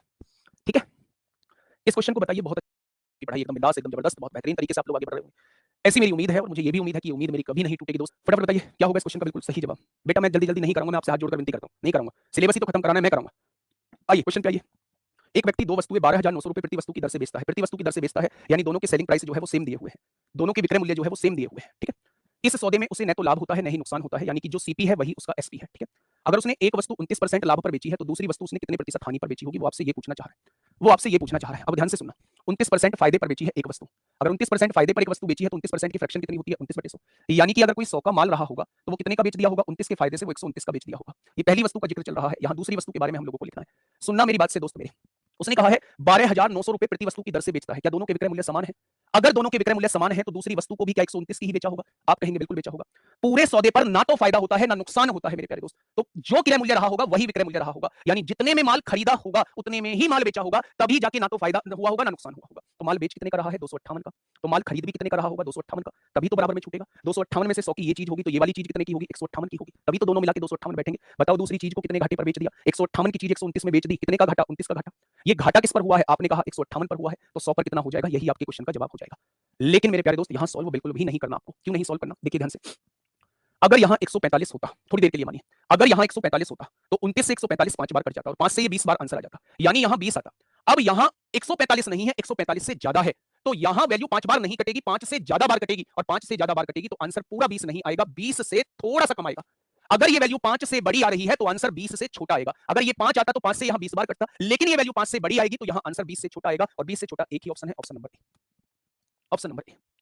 समझिए दोस्त, बहुत पूछे जाते हैं, मैं आपकी तरह क्वेश्चन को पढ़ने की कोशिश करता हूं। एक व्यक्ति ने 3,000 रुपए प्रत्येक के हिसाब से 2 साइकिलें खरीदी। आप लोगों को यह पता होना चाहिए कि अब तक के जो क्वेश्चंस हम लोगों ने पढ़े थे, अब तक के जो क्वेश्चंस हम लोगों ने पढ़े थे उसमें कहीं ना कहीं विक्रय मूल्य समान दिया हुआ था। लेकिन इस क्वेश्चन को जब आप देखेंगे तो उसने ये कहा है कि एक व्यक्ति ने 3,000 रुपए के हिसाब से 2 साइकिलें खरीदी हैं, प्रत्येक के हिसाब से, यानी दोनों का क्रय मूल्य समान है। अपने मन में इस बात को रख लीजिए कि दोनों का क्रय मूल्य जो है वो समान दिया हुआ है। यदि वह एक साइकिल को 10% के लाभ पर बेचता है, दूसरी साइकिल को कितने प्रतिशत लाभ पर बेचना चाहिए ताकि उसे कुल 20% का लाभ हो? अब बच्चा ध्यान से सुनना, बड़ा आसान है। अगर दोनों के सीपी समान बोले हैं तो बहुत अच्छा रहेगा कि दोनों के सीपी को 100 मान लो। मान लिया मेरे प्यारे दोस्त, पहली वस्तु को 10% के लाभ पर बेचा तो क्या 100 का सामान 110 का बेचा होगा? आपने कहा बिल्कुल। उसने कहा है दूसरी को कितने लाभ पर बेचे कि टोटल पर 20% का फायदा हो। टोटल माल है 200 रुपए का, मैं इस पर 20% फायदा चाहता हूं, तो क्या मैं 120% पर बेचना चाहता हूं? यानी मेरे प्यारे भाई 240 में मुझे दोनों मालों को बेचना होगा। अगर 240 में दोनों मालों को बेचना होगा, ये 110 का बेचा जा चुका है, तो क्या इसको 130 का बेचना होगा? तभी तो दोनों 240 के होंगे। 100 का सामान 130 में बेचना है, तो क्या 30% का प्रॉफिट नहीं हो जाएगा? क्या 30% का प्रॉफिट नहीं हो जाएगा? तो आपने कहा जी बिल्कुल हो जाएगा। एक आदमी ने 10,000 में एक बैल और एक गाड़ी खरीदी। बेटा प्रत्येक कहीं नहीं लिखा हुआ है, यानी दोनों का क्रय मूल्य आप लोगों को 10,000 दिया हुआ है। मेरी बात को फिर से समझना, मेरी बात को फिर से समझना कि मेरे भाई इसमें कहीं भी प्रत्येक नहीं लगा हुआ है, इसमें कहीं भी ईच नहीं लगा हुआ है। अगर नहीं लगा हुआ है, नहीं लगा हुआ है मेरे भाई, तो मेरे प्यारे दोस्त ये दोनों के दोनों माल, चाहे वो बैल और गाड़ी दोनों को मिला के कितने में खरीदा है? आप कहेंगे 10,000 में खरीदा है। अब यहां ध्यान से सुनिएगा बच्चे, उसने बैल को 30% के लाभ पर बेचा, ठीक है, गाड़ी को 20% की हानि पर बेच दिया। इस प्रकार कुल मिलाकर उसे 2% का लाभ हुआ। मेरे प्यारे दोस्त, मेरे पास दो चीजें हैं, एक बैल है, एक गाड़ी है। मैं बैल को कुछ परसेंट लाभ पर बेचता हूं या हानि पर बेचता हूं, मैं गाड़ी को कुछ परसेंट लाभ या हानि पर बेचता हूं। इन दोनों को मिला के मुझे कुछ लाभ या हानि होती है, तो मेरे प्यारे दोस्त क्या यहां एलिगेशन लग सकता है? क्या यहां एलिगेशन लग सकता है? आप कहेंगे बिल्कुल लग सकता है। ध्यान से सुनना, बैल को 30% के लाभ पर, ये बैल का प्रॉफिट मैंने लिख दिया यहां, बैल को 30% के लाभ पर बेच दिया, ठीक है। गाड़ी को 20% की हानि पर, अगर हानि हो रही है तो 20% की हानि पर गाड़ी को बेच दिया मेरे भाई। इन दोनों को मिलाके मुझे पूरे सौदे पर क्या हुआ? कुल मिलाकर 2% का लाभ हुआ। कुल मिलाकर 2% का लाभ हुआ है मेरे भाई। तो क्या यहां आप लोग एलिगेशन लगा देंगे? 30 में से 2 घटाइए, यहां क्या हो जाएगा? 28 बच जाएगा। 2 में से 20 घटाइए तो मेरे भाई यहां 22 हो जाएगा। जब आप 2 में से घटाओगे किसको? माइनस 20 को, तो माइनस माइनस प्लस 20 और 2 22 हो जाएगा। यानी कि इसका मूल्य 11 आ जाएगा, इसका मूल्य 14 आ जाएगा। ये क्या था भैया जी? ये बैल था। बैल का मूल्य 11 आ जाएगा और गाड़ी का मूल्य जो है वो 14 आ जाएगा। मैंने बताया है आपको कि अगर प्रॉफिट और लॉस पे आप एलिगेशन लगाओगे तो सीपी का रेशो आपके सामने आएगा, कॉस्ट प्राइस का रेशो आपके सामने आएगा। ठीक है। अगर मैं आपसे कहूं कि दोनों का मिला के क्रय मूल्य कितना हो जाएगा, तो आप कहेंगे दोनों का मिला के क्रय मूल्य 25 हो जाएगा। 14 और 11 25 हो जाएगा। उसने कितना दिया है? उसने 10,000 दिया है। तो एक पार्ट की वैल्यू कितनी हो जाएगी? एक पार्ट की वैल्यू 400। अगर एक बराबर 400 तो 11 बराबर 4400 हो जाएगा। अगर एक बराबर 400 तो 14 बराबर 5600 हो जाएगा। क्वेश्चन ने पूछा क्या है? बैल का क्रय मूल्य बताइए, तो 4400 इस क्वेश्चन का जवाब हो जाएगा। ठीक है, 4400 इस क्वेश्चन का जवाब हो जाएगा। जब भी मेरे प्यारे दोस्त दो वस्तुएं आपके सामने दी गई हों, एक को x% के फायदे पर बेचा जा रहा है, एक को x% y% के लॉस पर या फायदे पर बेचा जा रहा है, उन दोनों को मिला के फायदा या नुकसान आपको दिया हुआ है, तो आप एलिगेशन लगा देना, हमेशा सीपी का रेशो निकल के आएगा। हमेशा इस बात को अपने दिमाग में हमेशा के लिए सेट कर लीजिए कि जब भी प्रॉफिट या लॉस परसेंट पे आप एलिगेशन लगाते हो तो हमेशा सीपी का रेशो बराबर आएगा। और अगर किसी क्वेश्चन में ना फायदा ना नुकसान दिया हुआ है तो उस केस में सीपी एसपी के बराबर होता है, तो हम इसे एसपी का रेशो भी कह सकते हैं। लेकिन इसे एसपी का रेशो तभी कहेंगे जब क्वेश्चन के अंदर ना तो फायदा होगा ना मेरे भाई नुकसान होगा, ये दिया होगा मेरे भाई। ठीक है, प्लीज मैं जैसे समझाना चाह रहा हूं प्लीज वैसा समझ लीजिए। आसिफ जो खुदरा विक्रेता है ने 2 मोबाइल फोन में से प्रत्येक को 6,000 रुपए की दर पर बेचा। बेटा देखो फिर प्रत्येक आ गया, फिर प्रत्येक आ गया और बेचा है। क्या दोनों के विक्रय मूल्य समान है? आपने कहा दोनों के विक्रय मूल्य समान है। ठीक है, उसने एक पर 20% का लाभ कमाया है, दूसरे पर हानि पर बेचा है। पूरे लेनदेन में उसे 4% की हानि हुई है, तो घाटे पर बेचे गए मोबाइल पर हानि प्रतिशत क्या है? ये आप लोगों से वो पूछना चाह रहा है। बड़ा आसान, 20% का लाभ है मेरे भाई, 20% का लाभ है, 20% लाभ पर सामान बेचा गया है। 20% लाभ का मतलब क्या होता है? 1/5 होता है क्या? यानी कि मेरे प्यारे दोस्त, अगर मैं आप लोगों से ये कहूं कि 5 का सामान 1 के फायदे से कितने का बेचा गया होगा, तो पहली वस्तु के बारे में जिक्र कर दिया है, 5 का सामान 1 के फायदे से 6 का बेचा गया होगा। ठीक है, दूसरी वस्तु हानि पर बेची जाती है, मुझे नहीं पता कितनी हानि पर बेची जाती है, दूसरी वस्तु का जिक्र नहीं किया गया है। बहुत बढ़िया, दोनों को मिला के टोटल, दोनों को मिला के क्या होता है मेरे प्यारे दोस्त? दोनों को पूरे लेनदेन में उसे 4% की हानि हुई। अच्छा, 4% की हानि का मतलब क्या होता है? 4% की फ्रैक्शन होती है 1/25। कितनी होती है? 1/25, यानी 25 की चीज कितने में बेची जाएगी? 24 में बेची जाएगी। तभी तो पूरे सौदे पर 4% की हानि होगी। तो आप कहेंगे जी बिल्कुल, तभी पूरे सौदे पर 4% की हानि। अब मेरे प्यारे भाई एक बात समझना, ये दोनों वस्तुओं का विक्रय मूल्य समान है और इन दोनों को जोड़ के 24 आना चाहिए। तो क्या दोनों का 12-12 आना चाहिए? 12-12 का मतलब है 6 की गुणा 2 में यहां कर देंगे, तो यहां भी 2 की गुणा करनी पड़ेगी। ये भी 12 आ चुका है, ये भी 12 आ चुका है। आ चुका है क्या 24? अब आप मुझे ये बताइएगा, अगर 25 का टोटल सामान खरीदा है और उसमें से 10 का ये सामान खरीद चुके हो, तो बचा कुचा क्या 15 का खरीदा गया होगा? बचा कुचा क्या 15 का खरीदा गया होगा? मेरे भाई दूसरी चीज 15 की चीज 12 में बेच रहे हो, घाटा कितने का? 3 का। कितने पर? 15 पर, तो 100 पर कितना हो जाएगा? तो मेरे प्यारे दोस्त, दूसरी चीज का हानि प्रतिशत 20% आ जाएगा। दूसरी चीज का हानि प्रतिशत 20% आ जाएगा। क्या इस बात में कोई दिक्कत है? तो आपने कहा जी इस बात में हमें कोई दिक्कत परेशानी नहीं है, इस बात में हमें कोई दिक्कत परेशानी नहीं है, मत करते बराबर। आप ऐसे भी कर सकते थे। देखो बच्चा ध्यान से सुनो, ये चीजें तब आएंगी दिमाग में जब मेरे भाई कॉन्सेप्ट क्लियर होंगे। यहाँ सीपी लिख दिया, यहाँ एसपी लिख दिया। पहली चीज को किस पर बेचा जा रहा है? 20% की हानि पर, लाभ पर। 5 की चीज 6 में बेचा जाएगा। दूसरी चीज को कितनी लाभ या हानि पर बेचा जाए हमें नहीं पता, टोटल पर मुझे 4% की हानि होती है, यानी 25 की चीज को 1 के घाटे पर 24 की बेचा जाएगा। यही तो है मेरे भाई। तो आप कहेंगे बिल्कुल यही है बेटा, क्रॉस मल्टीप्लाई 25 चिक्का 150 हो जाएगा, 24 पंजे 120 हो जाएगा। यानी 15 की चीज 12 में बेची जा रही है, यहाँ भी तो 15 की चीज 12 में बेची जा रही थी। बताओ, 15 की चीज 12 में बेची जा रही है, 3 का घाटा किस पर? 15 पर, तो 100 पर कितना हो जाएगा? 20% का घाटा हो जाएगा। बोलो, मैंने दोनों तरीके से बता दिया है। जब आप देखिए, मेरी बात को थोड़ा सा समझना, एक दुकानदार जो है वो 3 टेबल खरीदता है और 12 कुर्सी खरीदता है। कितने रुपए में खरीदता है? 2400 रुपए में खरीदता है। ठीक है, 3 टेबल और 12 कुर्सी मिला के कितने रुपए में खरीदता है? तो आपने कहा टोटल माल 2400 रुपए में खरीदता है। आगे क्या कह रहे हैं? वह सभी टेबल को 20% के लाभ पर बेच देता है, जितनी भी टेबल है उसे 20% के लाभ पर बेच देता है, सभी कुर्सी को 10% के लाभ पर बेच देता है और उसे पूरे लेनदेन में 300 रुपए का लाभ होता है। पूरे लेनदेन में बचे, पूरे लेनदेन में 300 रुपए का लाभ होता है। तो प्रत्येक टेबल और प्रत्येक कुर्सी का क्रय मूल्य और विक्रय मूल्य ज्ञात करें। अब एक बच्चे का डाउट है जो बिल्कुल सही डाउट पकड़ा है कि दूसरे केस में तो विक्रय मूल्य बराबर भी नहीं है। नहीं है तो बराबर कर दो, यहाँ 2 की गुणा कर दो, यहाँ 2 की गुणा कर दो। अब तो बराबर हो गया। फर्क पड़ेगा कुछ? नहीं पड़ेगा। जब भी 15 की चीज 12 में बेची जाएगी, दोनों के विक्रय मूल्य समान होंगे। बस यहाँ ये फर्क पड़ेगा, 10 और 15 25 है, 12 और 12 24 आ गया। कुछ फर्क पड़ा? नहीं पड़ेगा। चीनू आइए फटाफट बताइए क्या होगा इस क्वेश्चन का बिल्कुल सही जवाब। कोशिश करेंगे वो सारे क्वेश्चंस को उठा सकें जो क्लास में हम लोगों ने नहीं करे हैं। परसेंटेज में जब हम रिवीजन कराएं तो टाइप सारे हों, लेकिन उन क्वेश्चंस को उठा सकें, उन वैल्यूज को ले सकें जो हमने क्लास में नहीं किए हैं, जिससे कि आपको ये पता लग जाए कि हमने चीजों को सीखा है, हमने चीजों को समझा है। ठीक है भाई दोस्त मेरे, मैंने क्रॉस मल्टीप्लाई सेकंड मेथड लिख लो ना यार, ये परसेंटेज से सिखाता आ रहा हूँ ये मेथड। आप इसकी गुणा इसमें कर दीजिए, 150 आ जाएगा, इसकी गुणा इसमें कर दीजिए, ये वैल्यू आ जाएगी। बताइए देखिए क्वेश्चन क्या कहना चाह रहा है। एक दुकानदार 3 टेबल और 12 कुर्सी 2400 रुपए में खरीदता है। ये सभी वस्तुओं का क्रय मूल्य आपके सामने दिया हुआ है। ठीक है, वह सभी टेबल को 20% के लाभ पर बेच देता है। सभी टेबल को 20% के लाभ पर टेबल को बेच देता है। सभी टेबल को 20% के लाभ पर बेच देता है। ठीक है, सभी कुर्सी को 10% के लाभ पर बेच देता है। चेयर को 10% के लाभ पर बेच देता है। उसे टेबल और चेयर को मिला के कितना प्रॉफिट होता है? 300 रुपए का टोटल लाभ होता है। इसे परसेंटेज में कन्वर्ट कर लो, क्योंकि एलिगेशन जो लगता है वो सेम चीजों पे लगता है। अगर मैं आपसे ये कहूं कि टोटल सौदे पर उसे 300 रुपए का प्रॉफिट हुआ है, तो टोटल सौदा था कितने का? 2400 का। यानी 300 का प्रॉफिट हुआ है तो 100 पे कितना हो जाएगा? 300 का प्रॉफिट 2400 पे, तो 100 पे कितने का प्रॉफिट हो जाएगा? आपने कहा 2 जीरो से 2 जीरो कट गई, 3 अट्ठे 24 हो जाएगा। 4 से काटोगे 25 बार, 4 से काटोगे 2 बार, यानी पूरे सौदे पर 12.5% का प्रॉफिट होगा। 25/2 का मतलब होता है पूरे सौदे पर 12.5% का प्रॉफिट होगा। ठीक है, 20 में से 12.5 घटाइए 7.5 आएगा, 12.5 में से 10 घटाइए 2.5 आएगा। क्या दोनों के क्रय मूल्य का रेशो जो आ जाएगा वो 1:3 आ जाएगा? आ गया है क्या 1:3?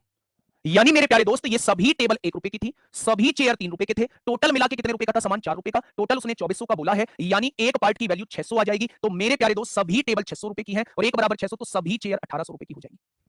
हो जाएंगी क्या? तो आपने कहा बिल्कुल हो जाएंगी। अब क्वेश्चन ने कहा है एक कुर्सी का, प्रत्येक टेबल और प्रत्येक कुर्सी का क्रय मूल्य है। तो मेरे भाई अगर टेबल कितनी थी? 3, 3 600 की है तो एक कितने की हो जाएगी? टेबल 200 की हो जाएगी। 3 600 की है तो एक कितने की हो जाएगी? 200 की। टोटल चेयर कितनी है? 12, 12 चेयर 180 की है तो एक चेयर कितने की हो जाएगी? 12 कम 12 150 की हो जाएगी। ये दोनों का क्रय मूल्य आ चुका है।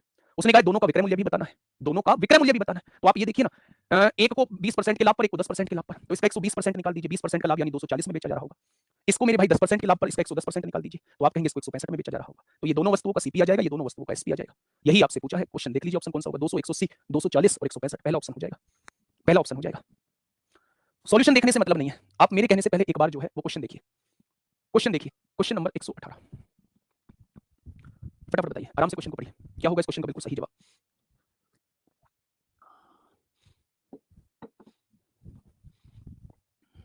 क्लास यूट्यूब पर होगी, फटाफट बताइए क्या होगा इस क्वेश्चन का बिल्कुल सही जवाब। हाँ, हरिलाल ने 2 साइकिल 4100 रुपए में खरीदी, यानी दोनों का सीपी दिया हुआ है 4100 रुपए।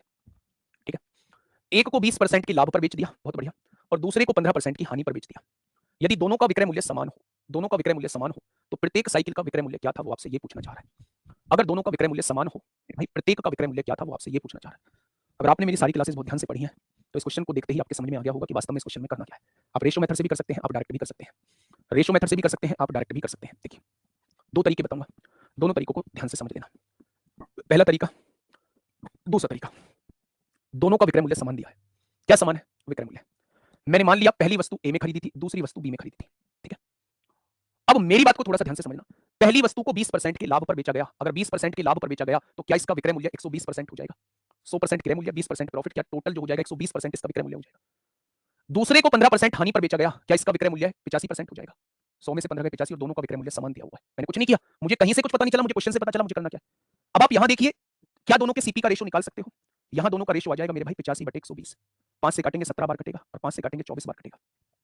कट गया। मुझे ये बताइए दोनों का क्रय मूल्य मेरे हिसाब से कितना आ गया? 41, और क्वेश्चन ने कहा है दोनों का क्रय मूल्य 4100 है। बराबर किसके आएगा? 100 के। तो 17 बराबर किसके आएगा? पहली वस्तु का क्रय मूल्य 1700 है और दूसरी वस्तु का क्रय मूल्य 2400 है। क्या दोनों को मिला के 41? तो आपने कहा बिल्कुल खरीदा।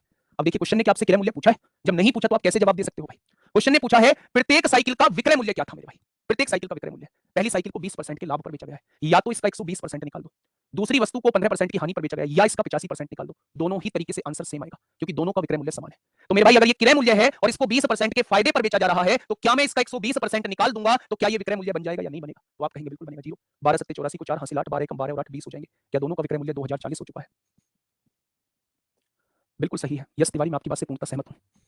कंफ्यूजन वहीं बनेगा जहां ध्यान नहीं दोगे। जिन बच्चों ने बहुत ध्यान से पढ़ा होगा उन बच्चों को एक बात मेरी समझ में आई होगी। भाड़ में जाए क्वेश्चन, मैं क्वेश्चन पे आ ही नहीं रहा।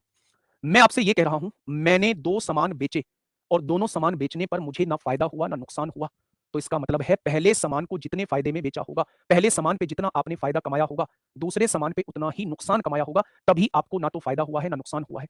इसका मतलब पहले के फायदे को दूसरे के नुकसान के बराबर लिखना पड़ेगा। हम इसलिए पिछले कुछ में ये लिखते थे कि ए का 20% और बी का 15% जो है वो बराबर होगा, तब जाके हमें कोई फायदे पे नुकसान या फायदा नहीं होगा। लेकिन मेरे प्यारे दोस्त, यहां इस क्वेश्चन में अगर आप देखेंगे तो ये चीज पाएंगे कि दोनों का विक्रय मूल्य समान है। दोनों का विक्रय मूल्य क्या बताता रहा हूं शुरुआत से, क्या बताता रहा हूं विक्रय मूल्य? क्या विक्रय मूल्य 100 प्लस लाभ परसेंट नहीं होता? क्या विक्रय मूल्य 100 माइनस हानि परसेंट नहीं होता? अगर 20% के लाभ पर बेचना है तो विक्रय मूल्य कितना होगा? आप कह देंगे 120% होगा, इसलिए मैंने इसका विक्रय मूल्य लिखा है, क्योंकि क्वेश्चन ने कहा है दोनों का विक्रय मूल्य समान है। 15% घाटे का मतलब क्या 85% नहीं होता, इसलिए मैंने यहां 85% लिखा है। ठीक है, अगर ये भी ये कहता कि पहले का फायदा दूसरे के नुकसान के बराबर है, तब मैं पहले का 20% और दूसरे का 15% बराबर लिख रहा होता। ठीक है, मैं रेशो से कराता हूं, इसलिए मैंने वो दोनों मेथड लिखे थे। ये पहला मेथड था मेरे भाई। दूसरा मेथड, पहली वस्तु 20% के लाभ पर 5 की चीज 1 के फायदे से 6 की बेची होगी, हो गया। दूसरे को 15% की हानि पर 15% की फ्रैक्शन होती है 3/20, 20 की चीज 3 के घाटे से 20 की चीज 3 के घाटे से 17 की बेची होगी। लिख दी दोनों चीज। उसने कहा दोनों के विक्रय मूल्य समान है, 17 की गुणा यहां कर दो, 6 की गुणा यहां, दोनों समान हो गए। 17 की गुणा यहां कर दो, 6 की गुणा यहां। उसने दोनों का क्रय मूल्य दिया है, पहले का क्रय मूल्य 85, दूसरे का क्रय मूल्य 120, तो 120 और 85 कितने हो जाएंगे? 205। उसने दोनों का क्रय मूल्य कितना दिया है? 4100। एक बराबर कितना हो जाएगा? इतना। 41 से काटोगे 100 बार कटेगा, 41 से काटोगे 5 बार कटेगा, 1 बराबर 20 आ जाएगा। अगर 1 बराबर 20 तो प्रत्येक का विक्रय मूल्य पूछ रहा है, इतने की वैल्यू पूछना चाह रहा है। 17 चिक्का 102 दूनी 204 की गुणा 0 में करेंगे 2040 आ जाएगा। ये इस क्वेश्चन का बिल्कुल सही जवाब हो जाएगा। एक व्यक्ति ने 1600 रुपए में 2 साइकिलें खरीदी। आपके दिमाग में बात आ गई कि 2 साइकिलें जो है 1600 रुपए में खरीदी है, दोनों का क्रय मूल्य दिया हुआ है। एक साइकिल को 10% के लाभ पर, दूसरी साइकिल को 20% के लाभ पर बेचता है। पहली को 10% के लाभ पर, दूसरी को 20% के लाभ पर बेचता है। यदि वह पहली को 20% के लाभ पर बेचे और दूसरी को 10% के लाभ पर बेचे तो उसे 5 रुपए अधिक प्राप्त होते हैं, पहले से 5 रुपए ज्यादा लाभ प्राप्त होता है। तो दोनों के क्रय मूल्य का डिफरेंस पूछना चाह रहा है। क्या अभी तक हमने इस टाइप का क्वेश्चन किया है? आपने कहा नहीं किया, लेकिन सारी बातें उसने क्वेश्चन में लिखी हुई है। हमें करना क्या है? 2 साइकिल है, पहली साइकिल का मूल्य C1 मान लिया, दूसरी साइकिल का मूल्य C2 मान लिया, दोनों साइकिलों को मिलाकर उसने 1600 रुपए में खरीदा है। ये बात मुझे दी हुई है। क्योंकि उसने बैक टू बैक 2 कंडीशन दी हुई है, तो थोड़ा सा मुझे डिफरेंट जाना पड़ेगा। ठीक है, पहली साइकिल को 10% के लाभ पर, क्योंकि यहां देखो मेरे भाई 5 रुपए 10% लाभ पर बेचता है तो उसे 5 रुपए अधिक प्राप्त होते हैं, प्रॉफिट का जिक्र किया हुआ है, इसलिए हमें प्रॉफिट ही लिखना पड़ेगा। पहली को 10% लाभ पर बेचता है तो पहली पर होने वाला प्रॉफिट जो है वो 10% C1 हो गया। दूसरी साइकिल को 20% के लाभ पर बेचता है, दूसरी पर होने वाला प्रॉफिट 20% C2 हो गया। मुझे नहीं पता दोनों को मिलाकर कितना प्रॉफिट होता है, मैंने P प्रॉफिट मान लिया।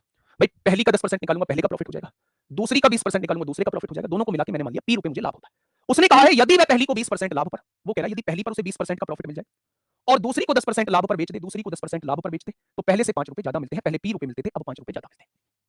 ये बात तो मैंने वही लिखी है जो क्वेश्चन में दी हुई है। मेरे दिमाग ने काम किया कि मैं दूसरी इक्वेशन में से पहली को घटा देता हूं।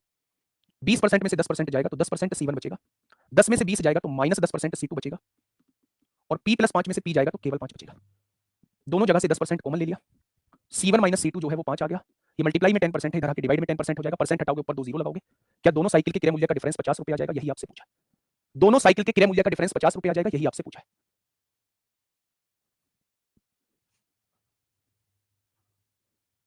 क्या आपको पता है दोनों साइकिलों को जोड़ के कितने रुपए बैठ रहे हैं? 1600 रुपए की दोनों साइकिल आ रही हैं।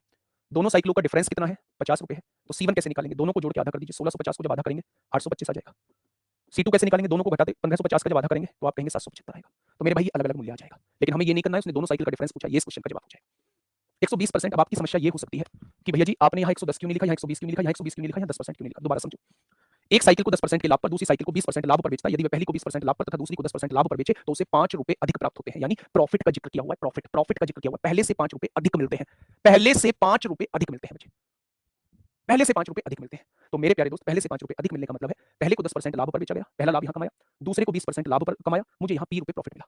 अगर मैं पहली को 20% लाभ पर बेचूं, दूसरी को 10% लाभ पर बेचूं, तो पहले से 5 रुपए ज्यादा मिलते हैं, P प्लस 5। इसमें से ये घटा दिया, 10% C1 माइनस 10% C2 बराबर 5 आ जाएगा। ठीक है, ये 10 में से 20 जाएगा, माइनस 10 बचेगा। P कैसी चल रही है आप लोग? क्वेश्चन क्या कहना चाह रहा है? जब किसी वस्तु के विक्रय मूल्य में 164 की वृद्धि कर दी जाती है, यानी कि पहले से 164 रुपए अगर ज्यादा की बेची जाती है वस्तु, पहले से 164 रुपए ज्यादा की बेची जाती है वस्तु, तो मेरे भाई 12% की हानि जो है वो किस में बदल जाती है? 8.5% के लाभ में बदल जाती है।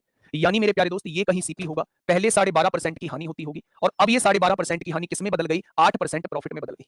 यानी पहले वस्तु को यहां बेचा जाता था, अब वस्तु को यहां बेचा जा रहा है। मैं पूछूं वस्तु को पहले से कितने ज्यादा में बेचा जा रहा है, तो आप कहेंगे 12.5 ये हो गया, 8 ये हो गया, यानी पहले से 20.5% ज्यादा में बेचा जा रहा है। 12.5 और 8 20.5% ज्यादा में बेचा जा रहा है। उसने कहा है विक्रय मूल्य में 164 की वृद्धि की जा रही है, पहले से 164 रुपए ज्यादा का बेचा जा रहा है। तो 1% की वैल्यू कितनी आएगी दोस्त मेरे? आप कहेंगे 1% की वैल्यू ये है, तो वो आपसे क्रय मूल्य पूछना चाह रहा है, यानी वो आपसे 100% की वैल्यू पूछना चाह रहा है। 100% की वैल्यू पूछना चाह रहा है मेरे भाई। ठीक है, चलिए मेरे प्यारे दोस्त, अगर यहां से सॉल्व करें, पॉइंट हटाएंगे 2 जीरो बढ़ाएंगे 1 जीरो, 5 से काटेंगे 5 दूनी 10 जीरो आ जाएगा, 5 से काटेंगे 41 आ जाएगा और 41 चौक 164 होते हैं। तो आंसर कितना आ जाएगा मेरे भाई? 800 आ जाएगा। आंसर कितना आ जाएगा? तो आप कहेंगे आंसर जो है वो 800 आ जाएगा। ठीक है जी, 8.5 को 12.5 क्यों लिख रहे हो? अच्छा, अच्छा, ये गड़बड़ होगी मेरे भाई, ये गड़बड़ हो गई है। थोड़ा-सा यहाँ से देखना, ये तो था 12% और ये था 8.5%। ये था 12% की हानि पर सामान बेचा जाता है, ये 8.5% के लाभ पर सामान बेचा जाता है, ठीक है? तो 12% ये 8.5 ये टोटल 20.5% आ रहा है, ठीक है? Sorry, sorry, sorry. इसे तमाम तरीके से मैं इस क्वेश्चन को सॉल्व करके आप लोगों को बताऊँगा, थोड़ा-सा ध्यान से सुनिए। क्वेश्चन ने कहा है कि एक वस्तु को 10% के लाभ पर बेचा जाता है। यदि क्रय मूल्य और विक्रय मूल्य दोनों को 25 रुपए कम किया होता, तो 5% ज्यादा का लाभ होता, तो इस वस्तु का क्रय मूल्य बताइए, इस वस्तु का क्रय मूल्य क्या हो जाएगा? इस वस्तु का क्रय मूल्य क्या हो जाएगा वो आपसे ये पूछना चाह रहा है। बच्चा बहुत ध्यान से समझना, मैं इसके 2-3 तरीके बताऊंगा, उन तरीकों को थोड़ा सा ध्यान से सुनने की कोशिश करना। सबसे पहले एक वस्तु को 10% के लाभ पर बेचा जाता है। 10% के लाभ का मतलब क्या होता है? 10% के लाभ का मतलब होता है 1/10। यानी कि अगर किसी वस्तु को आपने 10 रुपए में खरीदा है, तो 1 रुपए के फायदे से आप कितने का बेचोगे? तो आप कहोगे जी मैं उसे 11 का बेचूंगा, ठीक है? यदि क्रय मूल्य और विक्रय मूल्य दोनों 25 रुपए कम होते, यानी मेरे प्यारे दोस्त क्रय मूल्य को भी 25 रुपए कम कर दिया, क्योंकि कम किया है इसलिए मैं माइनस लगा रहा हूं। विक्रय मूल्य को भी कम कर दिया क्योंकि कम किया है इसलिए मैं माइनस लगा रहा हूं। तो 5% ज्यादा का लाभ होता, 5% ज्यादा का लाभ होता। यानी कि मेरे प्यारे दोस्त अगर पहले 10% का लाभ होता था, तो अब 5% ज्यादा का लाभ होता, यानी अब जो है वो 15% का लाभ होता। और 15% का मतलब क्या था? 15% का मतलब था 3/20 था क्या? यानी कि मेरे प्यारे दोस्त अब जो है वो 20 का सामान कितने में बेचा जाएगा? अब जो है वो 20 का सामान 23 में बेचा जाएगा। पहले 10 का सामान 11 में बेचा जाता था, फिर इसके क्रय मूल्य में भी 25 की कमी करी, विक्रय मूल्य में भी 25 की कमी करी, अब जो है वो 20 का सामान 23 का बेचा जाता है। मेरे प्यारे दोस्त, ये कॉन्सेप्ट जो है ये रेशो का है। रेशो एंड प्रोपोर्शन में इस कॉन्सेप्ट को बहुत अच्छे तरीके से करूंगा।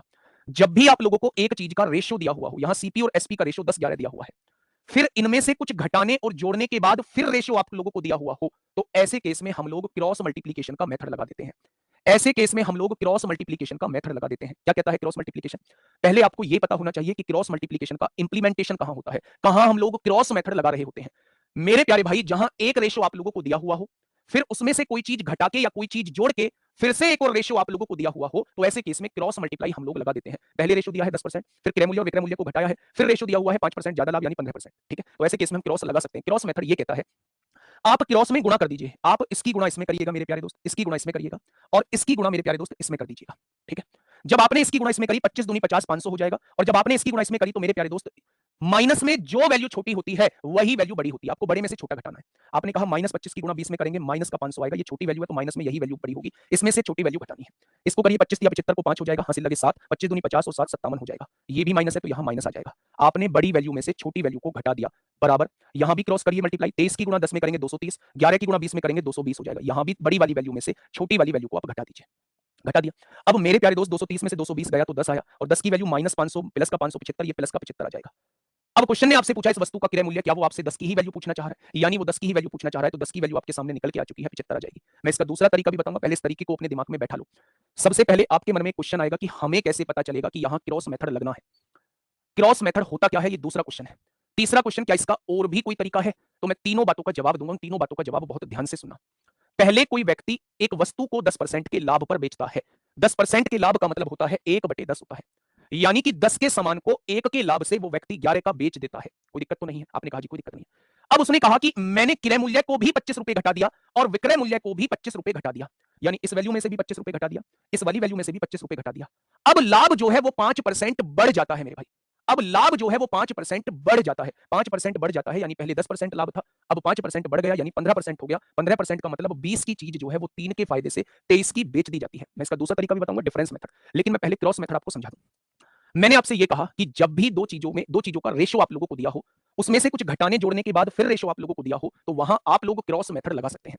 क्रॉस मेथड यह कहता है कि क्रॉस में मल्टीप्लाई करिए और बड़ी वैल्यू में से छोटी वैल्यू घटा दीजिए। बड़ी वैल्यू माइनस में वो होती है जो छोटी होती है। -25 की गुणा 20 में करेंगे -500, इसमें से घटाना है 23 की गुणा -25 में करेंगे -75। ठीक वैसे ही 10 की गुणा 23 में करेंगे 223, 20 की गुणा 11 में करेंगे 220। इन दोनों का डिफरेंस 10 आएगा, इन दोनों का डिफरेंस 75 आएगा। 10 की वैल्यू 75 है, उसने सीपी पूछा है, यानी वो 10 की ही वैल्यू पूछना चाह रहा है। आंसर क्या हो जाएगा? 75 हो जाएगा, ठीक है? अब आइए मेरे भाई दूसरे टाइप की तरफ आइए। इसका दूसरा मेथड क्या कहता है? दूसरा मेथड क्या कहता है, ध्यान से सुनना। मेथड नंबर 2, मेथड नंबर 2 क्या कहता है? सेकंड मेथड क्या कहता है? लेकिन सेकंड मेथड की कुछ कंडीशंस होती हैं, ये वहीं लग सकता है। मैं बताऊंगा अभी कौन सी कंडीशंस होती हैं। मैंने आपसे ये कहा मेरे प्यारे भाई, एक वस्तु को 10% के लाभ पर बेचा जाता है। 10% के लाभ का मतलब है मेरे भाई 10 का सामान 11 का बेचा जाता है। 10 का सामान 11 का बेचा जाता है, ठीक है?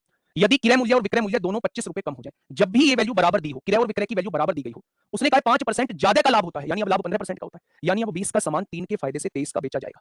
ये 10% वाला रेशो था, ये 15% वाला रेशो है, ठीक है? अब मेरी बात को यहां ध्यान से सुनना, ठीक है? जब भी ये वैल्यू बराबर होती है, क्रय मूल्य को विक्रय मूल्य को दोनों को 25 रुपए कम कर दिया, क्रय मूल्य को विक्रय मूल्य को दोनों को 50 रुपए बढ़ा दिया, क्रय मूल्य को विक्रय मूल्य को दोनों को 80 रुपए कम कर दिया, क्रय मूल्य को विक्रय मूल्य को दोनों को 100 रुपए बढ़ा दिया। जब भी ये वैल्यू समान होती है तो हम डिफरेंस मेथड लगा लेते हैं। डिफरेंस मेथड क्या कहता है? डिफरेंस मेथड ये कहता है कि इन दोनों का डिफरेंस कितना है? आपने कहा इन दोनों का डिफरेंस 3 है।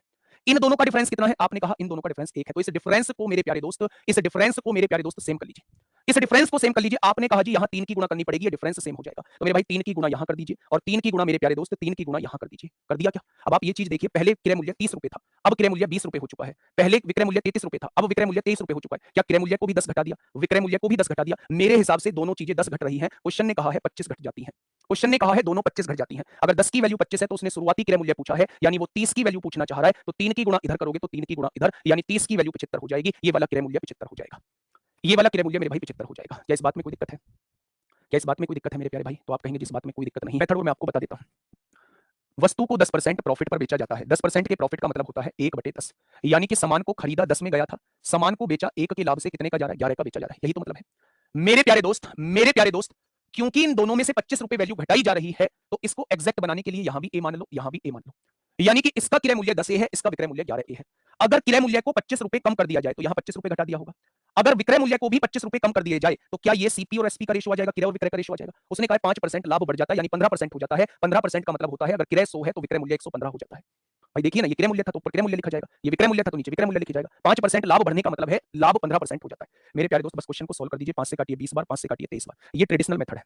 23 की गुणा 10 में करेंगे 230 ए होगा, 23 की गुणा 25 में करेंगे -575 होगा, 20 की गुणा 11 में करेंगे 220 ए होगा, और 20 की गुणा 500 में 50 में 20 की गुणा 25 में करेंगे 500 होगा।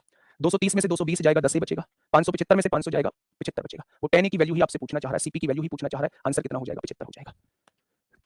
एक घड़ी को बेचकर योगेश ने पाया, एक घड़ी को बेचकर योगेश ने पाया कि उस पर 10% की हानि होती है। योगेश को क्या लगता है, भैया यहां मैंने खरीदी थी, इस पर 10% का घाटा हो रहा है, इस पर 10% का घाटा हो रहा है। ठीक है, वह यह पाता है कि यदि वह उसे 27 रुपए ज्यादा में बेचता तब वह 5% लाभ कमाता। 5% लाभ मतलब इससे 5% ज्यादा, 5% लाभ मतलब 5% ज्यादा। पहले यहां बेच रहा था, अब यहां बेच रहा है। कितने परसेंट का चेंज आ रहा है? 15% का। और ये 15% के चेंज का एकमात्र कारण है कि वो 27 रुपए ज्यादा में बेच रहा है। यही तो कारण है मेरे भाई। तो आप कहेंगे बिल्कुल यही कारण है। अगर मेरे भाई 15% की वैल्यू 27 है तो 1% की वैल्यू ये, तो 100% की वैल्यू क्या वस्तु का क्रय मूल्य आ जाएगा? वस्तु का क्रय मूल्य मेरे प्यारे भाई निकाल लेते हैं। 3 नाम 27 होगा, 3 पंजे 15 होगा, 5 दूनी 10 होगा, यानी वस्तु को 180 रुपए में खरीदा गया है। ये वस्तु का सीपी आपके सामने आ चुका है, आ चुका है। अब क्वेश्चन ने मुझसे ये कहा है कि तब प्रारंभिक कमाई गई हानि, जो प्रारंभ में हानि कमाई गई है, जो प्रारंभ में हानि कमाई गई है, तो हानि कितनी है? 10% की हानि है। यानी प्रारंभ में जो हानि होगी वो 10% की हानि होगी। यानी प्रारंभ में जो हानि हुई है वो कितने की हानि हुई है? 18 रुपए की हानि हो चुकी है, लॉस हो चुका है। 18 रुपए की हानि हो चुकी है, लॉस हो चुका है।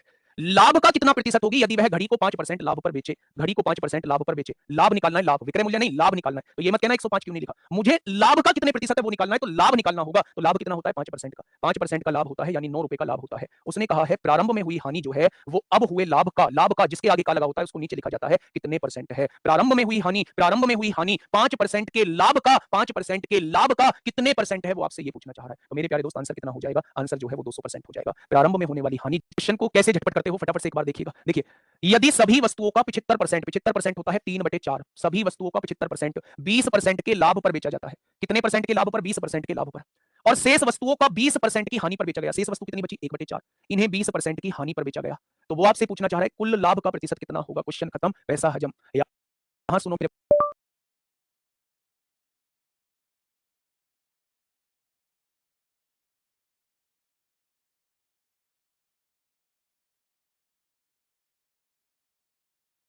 बार, यहां 15% देखोगे, यहां 5% का घाटा होगा और 15 में से 5 जाएगा तो 10% का लाभ होगा। यानी पूरे सौदे पर क्या हो जाएगा? पूरे सौदे पर 10% का प्रॉफिट हो जाएगा। पूरे सौदे पर क्या हो जाएगा दोस्त मेरे? 10% का प्रॉफिट हो जाएगा। यूपीएसआई 19 दिसंबर 2000। एक दुकानदार ने, बड़ा गजब का सवाल है, बड़ा गजब का सवाल है, अगर थोड़ी देर प्यार से समझा तो। मेरे भाई ध्यान से सुनना। एक दुकानदार ने 40 वस्तु 50 रुपए की दर से खरीदी। परसेंटेज में वैल्यू दी हुई है, भाड़ में जाने दो कितने रुपए की दर से खरीदी है, मुझे मतलब नहीं है भाई साहब। उसने 35 वस्तुएं, बेटा जी 35 वस्तुएं 40 में से, 35 वस्तुएं 40 में से, 35 वस्तुएं 40 में से यानी 7/8 वस्तुएं। बेटा जी 35 वस्तुएं 40 में से यानी 7/8 वस्तुएं 20% के लाभ पर बेची, 20% के लाभ पर बेच दी। 7 वस्तुएं 8 में से 20% के लाभ पर बेची, क्योंकि 35 वस्तुएं 40 में से बेच रहा था, यानी 7/8 भाग अपना बेच रहा था। अब बची हैं शेष 5 वस्तुएं, क्षतिग्रस्त पाई गई और उसने ये 10% हानि पर बेच दी। 5 वस्तुएं कितने में से? 40 में से। वैसे भी यहां से पता लगा सकते थे, अगर 8 में से 7 बेच चुका है तो बची हुई वस्तु 1 होगी, 8 में से 1 अभी बच रही होगी। उसे 10% हानि पर बेच दिया, यानी कि 10% का यहां घाटा खा लिया। तो क्वेश्चन ने कहा उसका कुल लाभ या हानि प्रतिशत बताओ, तो वो आपसे टोटल पूछ रहा है। बेटा जी यहां से काटो, 4 पंजे 20 होगा, 4 दूनी 8, 35/2 का मतलब 17.5% होता है। 2 पंजे 10 होगा, 2 चौक 8, 4 एकम 4 होगा, 4 दूनी 8, 4 पंजे 20 हो जाएगा। तो 17.50 में से 1.25 घटा दो, 17 में से 1 गया, 16.25 प्रॉफिट हो जाएगा क्योंकि प्लस में आएगा, 16.25 प्रॉफिट हो जाएगा। समझ में बात आ गई या नहीं? समझ में बात आ गई? आपने कहा जी दिमाग में ऐसे सेट बैठ गई, बस पूछो बेटा जी 35 वस्तुएं बेची हैं, एक दुकानदार अपना 1/4 वस्तुओं को 12% की हानि पर, 1/4 वस्तुओं को 12% की हानि पर बेच रहा है। वाह जी वाह, आगे बढ़ो। शेष वस्तु 4 में से 1 बेच दी तो 4 में से 3 बची हुई है। शेष वस्तुओं का 1/3, भाई साहब इनका 1/3, इनका 1/3 क्या ऐसे ही लिखोगे? इनका 1/3 44% के लाभ पर, इनका 1/3 44% के लाभ पर, और शेष वस्तु बचा, शेष बता सकते हो क्या? आपने कहा जी 1/4 तो यहां बेच दी, 3 से 3 कट गया, 1/4 यहां बेच दी, यानी 2/4 आपने बेच दी, 2/4 का मतलब 1/2 बेच दी। अगर 1/2 बेच दी तो 1/2 ही तो बची होंगी, शेष वस्तु 1/2 बची होंगी। शेष को 7% की हानि पर बेचता है, शेष को 7% की हानि पर, हानि है तो माइनस लगाइए। अब ओवरऑल आपसे पूछना चाह रहा है कि क्या हुआ मेरे भाई? मेरे प्यारे दोस्त 12% हानि का मतलब है इस वाले सौदे पर 3% घाटा हुआ है, 3 से 3 कट गया, इस वाले सौदे पर 11% फायदा हुआ है, इस वाले सौदे पर -3.5% की हानि हुई है। -3 -3.5 माइनस का 6.5 हो जाएगा, प्लस के 11 में से माइनस का 6.5 जाएगा तो प्लस का 4.5 बचेगा, और प्लस के 4.5 बचने का मतलब है कि प्रॉफिट हो जाएगा, 4.5% लाभ हो जाएगा।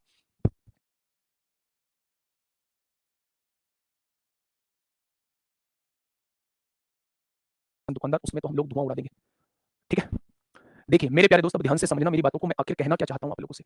रामेंद्र ने कुछ तरबूज 1500 रुपए में खरीदे, भाई साहब मुझे मतलब नहीं है, चीजें परसेंटेज में पूछी जा रही है, कितने में भी खरीद रहे रामेंद्र, हमें मतलब नहीं है। उसने उनमें से 1/4 तरबूज, 1/4 तरबूज, 1/4 तरबूज 12% की हानि पर बेच दिए, 12% की हानि पर बेच दिए 1/4 तरबूज, ठीक है? शेष तरबूजों को कितने लाभ पर बेचा जाना चाहिए? अगर 4 में से 1 बेच दिया तो 4 में से 3 बचे होंगे, इनको कितने परसेंट के लाभ पर बेचा जाना चाहिए? इनको कितने परसेंट के लाभ पर बेचा जाना चाहिए ताकि पूरे लेन-देन पर 25% का लाभ हो? थोड़ा सा चेंज है, पूरे लेन-देन पर 25% लाभ चाहता है, यानी कि दोनों को जोड़ के 25% वैल्यू चाह रहा है, दोनों को जोड़ के मेरे भाई। तो देखो ना, ये कितनी आ जाएगी? ये 3 आ जाएगी, यानी यहाँ -3 है। अगर यहाँ -3 है तो यहाँ 28 होना चाहिए, तभी तो 28 में से 3 जाएगा, 25 बचेगा। तो आपने कहा बिल्कुल मेरे भाई, 4 भाग में है, इधर आएगा गुणा में आएगा, 3 गुणा में है, इधर आएगा भाग में आ जाएगा। यही x की वैल्यू हमें निकालनी थी, 28 चौक 112/3, और 112/3 का मतलब 3 तिया 9, 3 सत्ते 21, 37.3 आएगा, और 37.3 का जवाब ऑप्शन नंबर ए हो जाएगा। अब चल रही है आप लोगों की पढ़ाई, कैसी चल रही है? एक दुकानदार ने 140 रुपए प्रति किलोग्राम के मूल्य पर 370 किलोग्राम चावल खरीदे। बच्चा मेरी बात को बहुत प्यार से समझना, बिल्कुल वैसे ही क्वेश्चन है जैसे हम लोग अभी करते आए हैं, बस थोड़ा सा इन्होंने फेरबदल कर दिया है। इसने कहा है 140 रुपए किलो के हिसाब से इसने कितनी मात्रा खरीद ली है? 370 किलो चावल खरीद लिए हैं, ठीक है? उसने कुल मात्रा का 70% मात्रा जो है वो 210 रुपए प्रति किलोग्राम से बेच दिया। पूरे सौदे पर वो 65% का लाभ प्राप्त करना चाहता है, तो उसे बची हुई वस्तु किस मूल्य पर बेचनी चाहिए? वो आपसे ये पूछना चाह रहा है। वो आपसे ये पूछना चाह रहा है कि बची हुई वस्तुओं को किस कीमत पर बेचे। अगर आप इस क्वेश्चन को पहले जैसा ट्रीट करोगे तो बिल्कुल वैसा ही बन जाएगा। बस पेन कॉपी साइड में रख के एक बार बोर्ड की तरफ निगाहें जमाना अपनी। उसने कहा है 70% माल, 70% का मतलब होता है 7/10, यानी कि 7/10 वस्तुएं कितने लाभ पर बेच दी मेरे भाई? 140 रुपए प्रति किलो खरीदी थी और 210 रुपए प्रति किलो बेच दी। 140 रुपए प्रति किलो खरीदी थी, 210 रुपए प्रति किलो बेच दी, यानी कि हर एक वस्तु पर, हर एक किलो पर 70 रुपए कमा लिए। यानी 7/10 वस्तुओं को 70 के प्रॉफिट पर बेच दिया, तो यहां कितने का प्रॉफिट हो गया? यहां 49 का प्रॉफिट हो गया। 7/10 वस्तुओं को 210 के हिसाब से बेचा है, इसका मतलब 140 की खरीद के 210 की बेच रहे हो, तो 70 रुपए का प्रॉफिट कमा रहे हो, 70 रुपए का प्रॉफिट कमा रहे हो, तो 7/10 वस्तुओं पर 70 रुपए के हिसाब से आपका 49 रुपए प्रॉफिट हो चुका है। ठीक है, आगे बढ़िए। प्रति किलोग्राम की दर से बेचा, 65% का समग्र लाभ अर्जित करना है, यानी मुझे पूरी वस्तुओं पर बची कितनी? 7/10 वस्तुएं बेच चुका हूं, बची हुई वस्तुओं को कितने लाभ पर बेचूं मुझे नहीं पता है, कि पूरी वस्तुओं पर, पूरी वस्तु यानी एक वस्तु पर 65% का लाभ हो। अच्छा, एक वस्तु का रेट कितना था? 140 रुपए, इस पर 65% का लाभ होना चाहिए, इस पर 65% का लाभ होना चाहिए, यानी अगर मैं आपसे पूछूं कि 65% कितना होगा, तो आप कहेंगे जी 91 रुपए का लाभ होना चाहिए, टोटल 91 रुपए का लाभ होना चाहिए। अगर टोटल 91 रुपए का लाभ होना चाहिए और मुझे यहाँ 49 का हो चुका है, तो यहाँ कितने का हो जाएगा? यहाँ मुझे 42 का लाभ लेना पड़ेगा, तब जाके दोनों को जोड़ के 91 रुपए का लाभ होगा। अगर 42 यहां लाना है तो ये 10 इधर जाके डिवाइड में हो जाएगा और ये 3 इधर जाके मल्टीप्लाई में हो जाएगा, यानी जो बची हुई वस्तुएं हैं उस पर 140 रुपए लाभ कमाना होगा। बची हुई वस्तुओं पर 140 रुपए लाभ कमाना होगा। बची हुई वस्तुओं पर 140 रुपए लाभ कमाने का मतलब है, अगर आपने 140 की खरीदी है, 140 लाभ कमाना है, तो बची हुई वस्तुओं को 280 रुपए प्रति किलो बेचना होगा। कैलकुलेशन ही खत्म कर दी भाई साहब मैंने क्वेश्चन के अंदर, मैंने इसके अंदर कैलकुलेशन ही खत्म कर दी आपकी। आप कह रहे थे ना बहुत बड़ी कैलकुलेशन है, मैं कह रहा हूं कैलकुलेशन ही खत्म कर दी, दिमाग में डालने की कोशिश करो। मैंने 140 रुपए प्रति किलो के हिसाब, मैं वो मेथड आपको बताऊंगा जो बचे बहुत फायदा देगा। 7/10 वस्तुएं, 7/10 वस्तुएं, 7/10 वस्तुएं कितने परसेंट लाभ पर बेची हैं? 140 की चीज 210 में बेच दी, 70 का लाभ किस पर? 140 पर, तो 100 पर कितना? आप कहेंगे जी 50% के लाभ पर बेची है, यानी कि मेरे भाई 7/10 वस्तुएं 50% के लाभ पर बेची है, यहां होने वाला लाभ जो हो जाएगा वो 35% हो जाएगा। बची हुई 30 वस्तुएं, 30 वस्तुओं की फ्रैक्शन होती है ये, इन्हें कितने परसेंट लाभ पर बेची जाए कि एक वस्तु पर 65% लाभ हो जाए, यानी मुझे यहाँ 65 लाना है। यहाँ 65 लाने के लिए 35 आ चुका है, यहाँ 30 लाना होगा, तभी तो दोनों जुड़ के 65 बैठेगा। बस हो गया क्वेश्चन मेरे भाई, 10 डिवाइड में है, इधर आके गुणा में ले आओ, 3 गुणा में है, इधर आके भाग में ले आओ, यानी हमें 100% के फायदे पर ये बेचनी पड़ेगी। 100% के फायदे का मतलब जितने का खरीदा है उतने का ही फायदा कमाना होगा। 140 का खरीदा है, 140 का ही फायदा कमाना होगा, 280 में मुझे बेचना होगा। ठीक है, 30% बची। चलिए एक दुकानदार ने 3600 में एक निश्चित संख्या में सेब खरीदे। 3600 रुपए के मैंने सेब खरीदे हैं निश्चित संख्या में, मुझे नहीं पता कितने खरीदे हैं। उसने उनमें से 1/5 भाग को 10% की हानि पर बेच दिया। 1/5 भाग को, यानी जो सेब खरीदे थे उसका 1/5 भाग जो है वो 10% की हानि पर बेच दिया। क्योंकि हानि हो रही है इसलिए माइनस में लेंगे, यानी यहां होने वाली हानि का प्रतिशत जो होगा वो 2% हो जाएगा।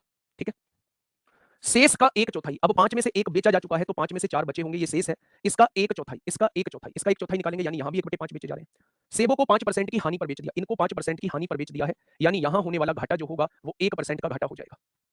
कोई दिक्कत नहीं है। ठीक है, आगे क्या कह रहा है, और शेष के 2/3 भाग को, शेष के 2/3 भाग को मेरे भाई 1/5 यहां बेचा, 1/5 यहां बेचा, 2/5 मैं बेच चुका हूं।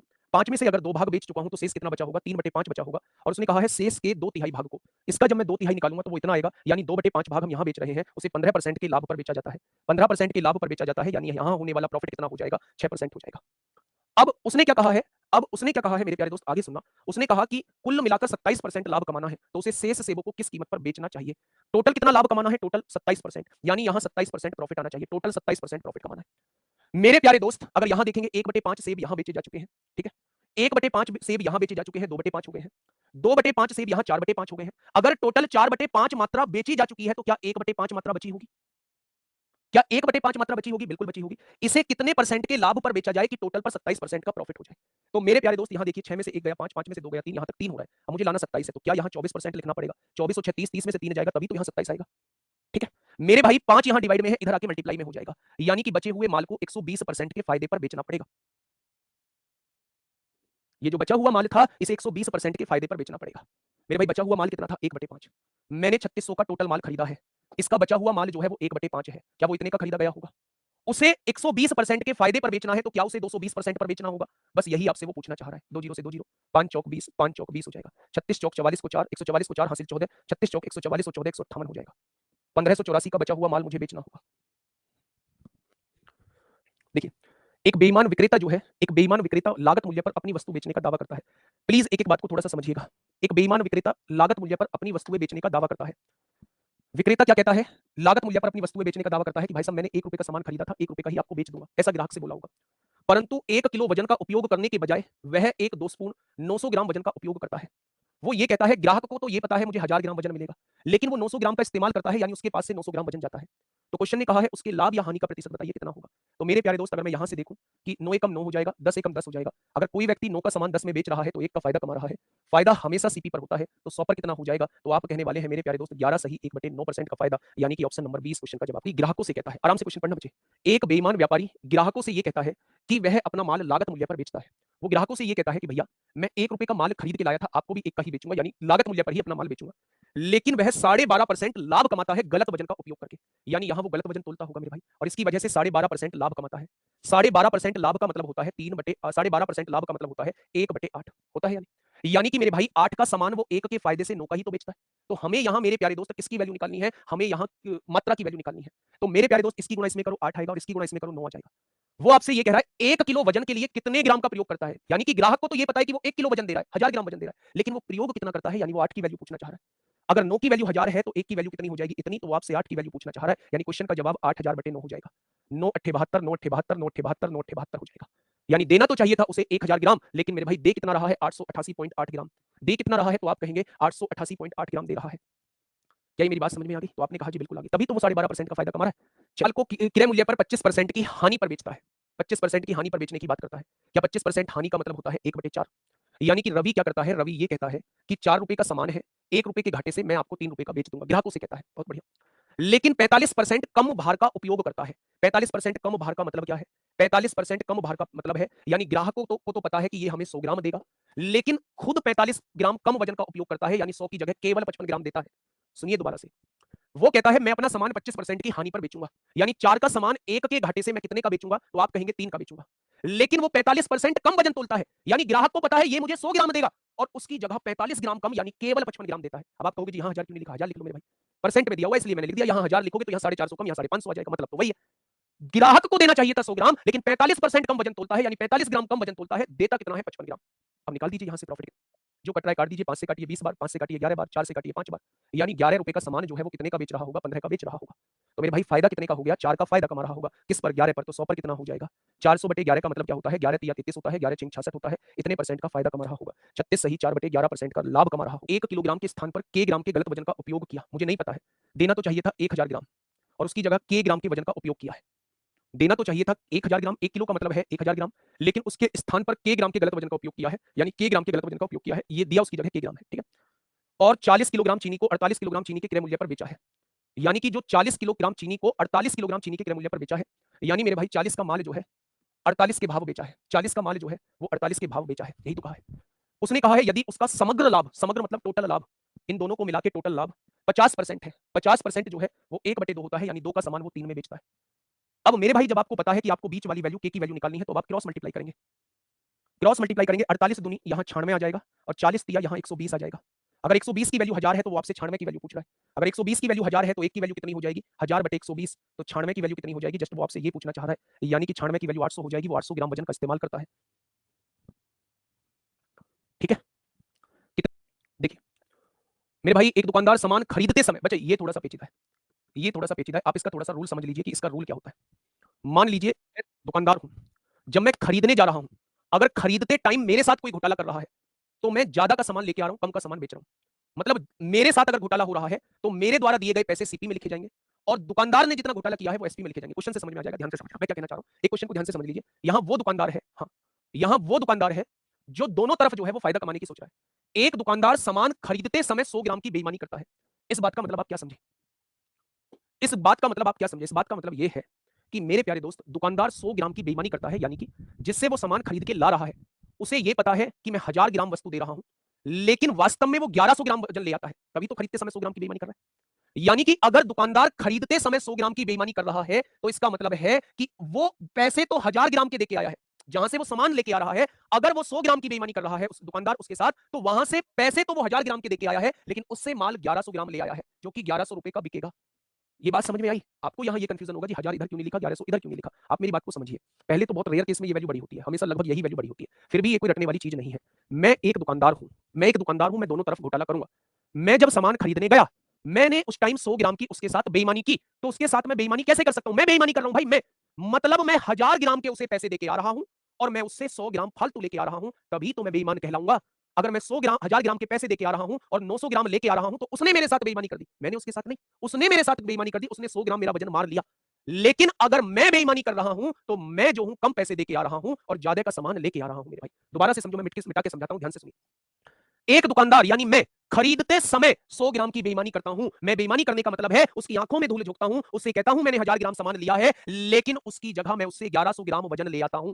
हो गई ना 100 ग्राम की बेईमानी? तो आपने कहा जी होगी। अब आ गया मैं अपनी दुकान पे, उसी वस्तु को बेचते समय 100 ग्राम की बेईमानी करता हूं। बेचते समय ग्राहक को बताऊंगा ले 1000 ग्राम चीनी, लेकिन उसे 100 ग्राम कम दूंगा, क्या अब 900 ग्राम नहीं दूंगा? खरीदते समय ज्यादा चीनी लेके आया और बेचते समय कम चीनी दी। ग्राहक को बताया ले भाई साहब 1 किलोग्राम चीनी, और उसे दे कितना दिया? 100 ग्राम कम, यानी 900 ग्राम चीनी दे दी। अब वो कह रहा है उस वस्तु पर 10%। तथा भाई साहब और खतरनाक सुनो, भयंकर वाला बेईमान है, भयंकर वाला। खरीदते समय बेईमानी करी, बेचते समय बेईमानी करी, और ग्राहक से पता है क्या कहा? ग्राहक से ये भी कहा कि 10% का लाभ भी लूंगा। बेटा 10% के लाभ का मतलब है 10 का सामान 11 का बेचूंगा। अब टोटल लाभ मुझे बता दो कितना होगा? टोटल लाभ मुझे बता दो। तो मेरे प्यारे दोस्त क्या होगा? कटापीटी मचाइए, 1000 से 1000 कट जाएगा, 1 2 2 जीरो से 2 जीरो कट जाएंगे, 11 10 निम्मा 90 हो जाएगा, 11 11 121 हो जाएगा। 90 की चीज 121 में बेच रहा है, 31 का लाभ। कितने पर? 90 पर। तो 100 पर कितना हो जाएगा? तो मेरे प्यारे दोस्त 310/9 होगा, और 310/9 का मतलब 9 या 27, 4 बचेगा, 9 चौक 36, 34 सही 4/9% का प्रॉफिट हो जाएगा। 34 सही, हाँ 34 सही 4/9% का प्रॉफिट हो जाएगा। कितना हो जाएगा? 34 सही 4/9% का प्रॉफिट हो जाएगा, ठीक है। ऐसा ही क्वेश्चन लेके आया हूं। खरीदते समय भी बेचते समय भी घोटाला। खरीदे एक थोक विक्रेता से 180 रुपए की दर से 15 किलो सेब खरीदे, 180 रुपए के हिसाब से 15 किलो सेब खरीदे, जो 1 किलोग्राम वजन के लिए 950 ग्राम वजन का उपयोग करता है। देख रहे हो बी जिससे माल खरीद रहा है। इस बार मैंने कहा ना, हर बार बेटा ओवर कॉन्फिडेंस कभी कभी लेट उगता है, ओवर कॉन्फिडेंस कभी कभी लेट उगता है। ये आगे पहुंच गया सामान लेने और इसके साथ धोखा कर दिया। 1 किलोग्राम वजन की जगह केवल इसे 950 ग्राम वजन दे दिया। ले, शेर को मिल गया सवा शेर। इससे पैसे ले लिए 1000 ग्राम के और उसकी जगह केवल इसे वजन कितना दिया? आपने कहा जी केवल 950 ग्राम वजन दिया। सुन लो ना ध्यान से, 1 किलोग्राम वजन के लिए 950 ग्राम के वजन का प्रयोग करता है थोक विक्रेता। बी को लगा दिया भाई साहब चूना। बी देके आया है 1000 ग्राम के पैसे, लेकिन बी को मिला माल कितने का है? 950 ग्राम का। क्या इस बात में कोई दिक्कत? आपने कहा कोई दिक्कत नहीं, आगे बढ़ते हैं दोस्त मेरे। बी ने इन सभी सेबों को 180 रुपए की दर से बेचा, जितने का खरीदा था उतने का ही बेचा, कोई दिक्कत नहीं है, ठीक है। लेकिन 1 किलो के वजन के लिए 750 का उपयोग किया। अब बी कौन सा कम चालाक थोड़ी ना है। बी ने ग्राहक से कहा लो भाई साहब 1000 ग्राम ले जाओ, लेकिन दिया कितना है 750। खुद लूट के आया है तो इसको भी कितना कर दिया, लूट दिया भाई साहब, लूट दिया बी ने। तो इस लेनदेन में बी द्वारा लाभ कितना हुआ भाई साहब, क्वेश्चन खत्म, पैसा हजम, 0 से 0। 5 से काटेंगे 15 बार, 5 से काटेंगे 19 बार, 15 की चीज 19 में बेच दी, 4 का फायदा 15 पर, तो 100 पर कितना हो जाएगा, 5 से काटेंगे 20 बार, 5 से काटेंगे 3 बार, 80/3 का मतलब 26.66 होता है। 80/3 का मतलब 26.66 होता है। देख रहे हो, खरीदते समय पिट के आया है, बेचते समय जो है वो पीटा है उसने। ठीक है, मेरी बात समझ में आ गई? तो आपने कहा जी बिल्कुल आ गई। एक 2 स्पून तोल मशीन 1 किलोग्राम बताती है, उसमें दिखता है 1 किलोग्राम है, जबकि वास्तव में उस पर 900 ग्राम वजन होता है। मशीन में आपको दिखेगा कि 1 किलोग्राम है और वास्तव में वजन जो जाता है वो 900 ग्राम जाता है। ठीक है, दुकानदार ने अपने सामान की कीमत 10% अधिक अंकित की। दुकानदार ने क्या कर दिया, पहले तो दिखता 1000 ग्राम है, ग्राहक को 1000 ग्राम दिखेगा, लेकिन उसके पास से जाएगा कितना, 900 ग्राम। फिर अपनी कीमत बढ़ा के अंकित की है, 10% बढ़ा के अंकित की है, यानी कि 10 रुपए की चीज पर 11 रुपए रेट डाला हुआ है। दुकानदार की कहानी आपकी समझ में आई? आपने कहा जी दुकानदार की कहानी हमारे समझ में आ चुकी है। यानी यहां से अगर मैं देखूं तो यहां से मेरे प्यारे दोस्त 9 रुपए का दुकानदार ने कोई सामान खरीदा था और 11 रुपए में बेचने की सोच रहा है। समझ में आ गई? आगे बढ़िए। लेकिन दुर्भाग्य से वह मेट्रोलॉजी विभाग द्वारा पकड़ा गया। ये वो विभाग है जो जांच करता हुआ घूमता है, कहीं तराजू में चुम्बक उम्मक तो नहीं लगा रखी है, कभी ग्राहक का पागल ही बना रहे हो। इसके कब्जे में आ जाता है मेट्रोलॉजी विभाग द्वारा, ये पकड़ा जाता है दुकानदार। फिर उन्होंने उसे अपनी तोल मशीन की मरम्मत करने को कहा और 1 महीने के लिए लागत मूल्य पर 10% की छूट पर सामान बेचने का दंड देने का आदेश दिया। उसे कहा पहले तो ये तोल मशीन ठीक कराओ अपनी, और फिर आप अपनी लागत मूल्य पर 10% की छूट देंगे। लागत मूल्य कितनी थी, 9, और उस पर 10% छूट देंगे, यानी 90% पर सामान बेचेंगे, यानी कि 8.1 का सामान बेचेंगे। उसे कहा कि अब आप 8.1 का सामान बेचेंगे, लागत मूल्य पर भी 10% छूट देंगे। लागत मूल्य पर 10% छूट का मतलब 90% पर सामान बेचेंगे, यानी 9 का आप खरीद के लाए थे, फिर भी आप उसे 8.1 का बेचेंगे, ये हमारा दंड है आपके लिए। उन्होंने कहा अच्छा, यदि प्रत्येक ग्राहक अब 1 किलो के लिए 20 रुपए का भुगतान कर रहा है, मेरे हिसाब से इतना कर रहा है, उसने कहा 20 रुपए का भुगतान करता है, तो क्या एक पार्ट की वैल्यू इतनी आ जाएगी?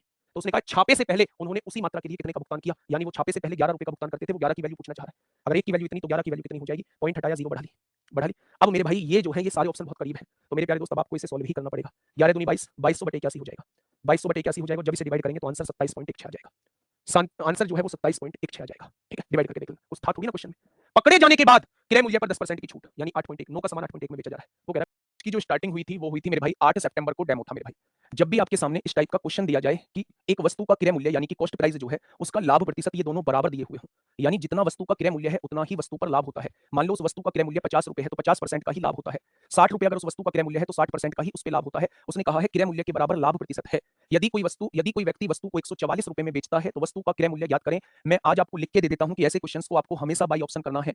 अगर आप इसे मेथड से करेंगे तो एक्स मान के आपको क्वाड्रेटिक इक्वेशन बनानी पड़ जाएगी, जिसकी जरूरत आपको कभी भी नहीं है। ठीक है, जब भी आपको किसी क्वेश्चन के अंदर लाभ प्रतिशत और क्रय मूल्य दोनों आपस में बराबर दिए हुए हो, ऐसे क्वेश्चन को आपको हमेशा बाई ऑप्शन करना है। बाई ऑप्शन करना कैसे है, ध्यान से सुनना मेरे भाई। मैंने कहा 120 रुपए की कोई चीज है, क्रय मूल्य ही तो पूछ रहा है, तो क्या 120% का ही लाभ हो जाएगा? अगर 120% का लाभ है तो क्या वस्तु को 220% पर बेचा जा रहा होगा? अगर क्रय मूल्य का 220% निकाल दूं तो क्या ये विक्रय मूल्य आ जाएगा? क्या विक्रय मूल्य 144 आएगा इससे? आप कहेंगे बिल्कुल नहीं आएगा, ये ऑप्शन गलत हो चुका है। अगर मैं क्रय मूल्य 60 मान लेता हूं तो 60% का ही प्रॉफिट हो जाएगा। अगर 60% का प्रॉफिट पे सामान बेचा जा रहा है तो 160% पर सामान बेचा जा रहा होगा, यानी कि 96 रुपए उसका विक्रय मूल्य होगा, जबकि दिया हुआ है 144। ये भी जवाब नहीं होगा। 70 रुपए अगर मैं क्रय मूल्य मानता हूं तो 70% ही प्रॉफिट हो जाएगा, और 70% प्रॉफिट का मतलब है सामान को 170% पर बेचा जा रहा होगा, यानी सामान को 119 का बेचा जा रहा होगा, लेकिन सामान को 144 में बेचा जा रहा है, तो ये भी जवाब नहीं होगा। यानी कि मेरे भाई 80% इस क्वेश्चन का जवाब हो जाएगा। 80% अगर क्रय मूल्य है तो 80% ही लाभ हो जाएगा, और 80% लाभ का मतलब है सामान को 180% पर बेचा जा रहा होगा, यानी 144 का बेचा जा रहा होगा। जी हाँ, 144 का ही बेचा जा रहा है, ऑप्शन नंबर डी हो जाएगा। अच्छा, कुछ बच्चों के मन में पता है क्या आता है ना, वो खुद पढ़ते हैं ना। एक व्यक्ति यदि 21 रुपए में किताब बेचता है, यानी 21 रुपए उसका विक्रय मूल्य दिया हुआ है, बहुत बढ़िया, तथा हानि का जो प्रतिशत प्राप्त होता है वो संख्या अनुसार क्रय मूल्य के बराबर है। इस क्वेश्चन में हानि दी हुई है, और वो हानि किसके बराबर है, वो हानि क्रय मूल्य के बराबर है। तो किताब का क्रय मूल्य आपसे पूछा जा रहा है कि किताब का क्रय मूल्य क्या होगा। अब आप कहोगे जी इसमें तो ऑप्शन जो है वो पॉइंट में दिए हुए हैं, तो मैं कह रहा हूं थोड़ी देर के लिए पॉइंट वाला ऑप्शन छोड़ दो, मैं पॉइंट वाले ऑप्शंस को बाद में चेक करूंगा। मैंने कहा सामान का क्रय मूल्य 25 रुपए है, आपने कहा बिल्कुल, अगर 25 रुपए क्रय मूल्य है तो 25% की ही हानि पर बेचा गया होगा, क्योंकि वो कह रहा है क्रय मूल्य के बराबर हानि का प्रतिशत है। अगर मैं क्रय मूल्य 25 मान रहा हूं तो मेरे प्यारे दोस्त क्या 25% की हानि पर बेचा गया होगा, और किसी भी सामान को 25% की हानि पर बेचने का मतलब होता है सामान को 75% पर बेचना। क्या इसे सॉल्व करके 21 रुपए विक्रय मूल्य आ रहा है, तो आप कहेंगे बिल्कुल भी नहीं आएगा, पॉइंट में आएगा, यानी ये भी जवाब नहीं होगा। अब एक बार 30 को चेक कर लो, अगर आपके पास क्रय मूल्य 30 दिया हुआ है, आपने कहा जी बिल्कुल ठीक है, अगर 30 रुपए क्रय मूल्य है और आप उसे 30% की ही हानि पर बेच रहे हैं, तो क्या आप उसे 70% पर बेच रहे होंगे या नहीं? तो आप कहेंगे जी बिल्कुल बेच रहे होंगे। क्या विक्रय मूल्य 21 रुपए आ गया है? बिल्कुल आ गया है, उसने भी 21 रुपए दिया है, क्वेश्चन का जवाब ये हो जाएगा। तो जो मैंने दो क्वेश्चन कराए वो दोनों क्वेश्चन आपके, हमेशा ऐसे क्वेश्चन को आप बाई ऑप्शन ही सॉल्व कर खरीदता है। कितने रुपए में खरीद रहा है? 10,500 में, यानी इस दुकानदार ने 10,500 में एक वस्तु खरीद ली, इसे 10% की हानि पर बेच देता है, यानी इतने में खरीदी है, 10% की हानि का मतलब है इसे 90% पर बेच देता है, यानी इसके पास इतने रुपए आ चुके हैं। ठीक है भाई, उसी धन से दूसरी वस्तु खरीदता है, इस वाले धन से दूसरी वस्तु खरीदता है और उसे 10% लाभ पर बेचता है, यानी इस वस्तु को फिर 10% लाभ पर बेचता है। 10% लाभ पर बेचने का मतलब है 110% पर बेचता है। पहले इस सामान को 10% की हानि पर बेचा था, अब 10% के फायदे पर बेच रहा है, तो आपसे पूछा गया है समग्र लाभ या हानि प्रतिशत कितना होगा। बस आप इसे सॉल्व कर लीजिए। 2 जीरो से 2 जीरो कट जाएंगी, इन 2 जीरो से ये 2 जीरो कट जाएंगी, 9 पंजे 45 हो जाएगा, 9 एकम 9 हो जाएगा, इसकी गुणा 11 में कर दीजिए, 11 पंजे 55 को 5 होगा, हासिल 5, 11 चौक 44 और 5 49 को 9 हासिल 4, 11 निम्मा 99 और 4 103। यानी फाइनली उसने खर्चा तो 10,500 का किया है, उसकी जेब से तो 10,500 आए हैं, 500 गए हैं, लेकिन लास्ट में उसके पास जो राशि आई है वो 10,395 आई है। तो मेरे भाई कितने का घाटा हो गया, इसमें से इसे घटा देंगे, 105 रुपए का लॉस हो गया। कितने बच्चों का जवाब ऑप्शन नंबर सी आया है, दिखाना भाई। कितने बच्चों का जवाब जो है वो ऑप्शन नंबर सी आया है। तो आप कहेंगे जी ऑप्शन नंबर सी, कितने बच्चों का जवाब आया है फटाफट मुझे बता दीजिए। आप इस क्वेश्चन को रामबाण से भी कर सकते हैं। 161 आपके सामने है। क्या कहना चाह रहा है? एक व्यापारी 500 किलोग्राम माल खरीदने के लिए एक थोक व्यापारी के पास जाता है। बेटा ये बेईमान दुकानदार का, और आपको वैल्यू एग्जैक्ट रखनी पड़ेगी। जवाब आने स्टार्ट हो चुका है। सागर जायसवाल बिल्कुल सही जवाब, मधु यादव बिल्कुल सही जवाब, अनु शर्मा बिल्कुल सही जवाब। ठीक है, देखिए रिमझिम गलत जवाब है गुड़िया, अब ध्यान से सुनिएगा। मैं ये कहना चाह रहा हूं एक व्यापारी 500 किलोग्राम माल खरीदने के लिए एक थोक व्यापारी के पास जाता है। कितना माल खरीदने? 500 किलोग्राम माल खरीदने। थोक व्यापारी के पास एक तराजू है जो 1 किलोग्राम के बदले 1200 ग्राम दिखाता है। इस बात का मतलब क्या है? मान लीजिए मैं वो व्यापारी हूं जो मैं सामान खरीदने जा रहा हूं, जिस पे से मैं सामान ले रहा हूं वो 1000 ग्राम को 1200 दिखाती है। यानी मेरे भाई मुझे कितने माल दिखेगा? मुझे दिखेगा कि मैं 1200 का माल ला रहा हूं, लेकिन वास्तव में वो माल है कितने का? 1000 का है।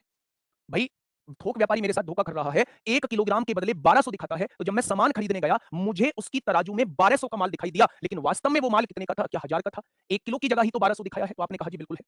अब आगे क्या कह रहा है? बाद में व्यापारी उसकी लागत मूल्य 25% बढ़ाकर एक ग्राहक को बेच देता है।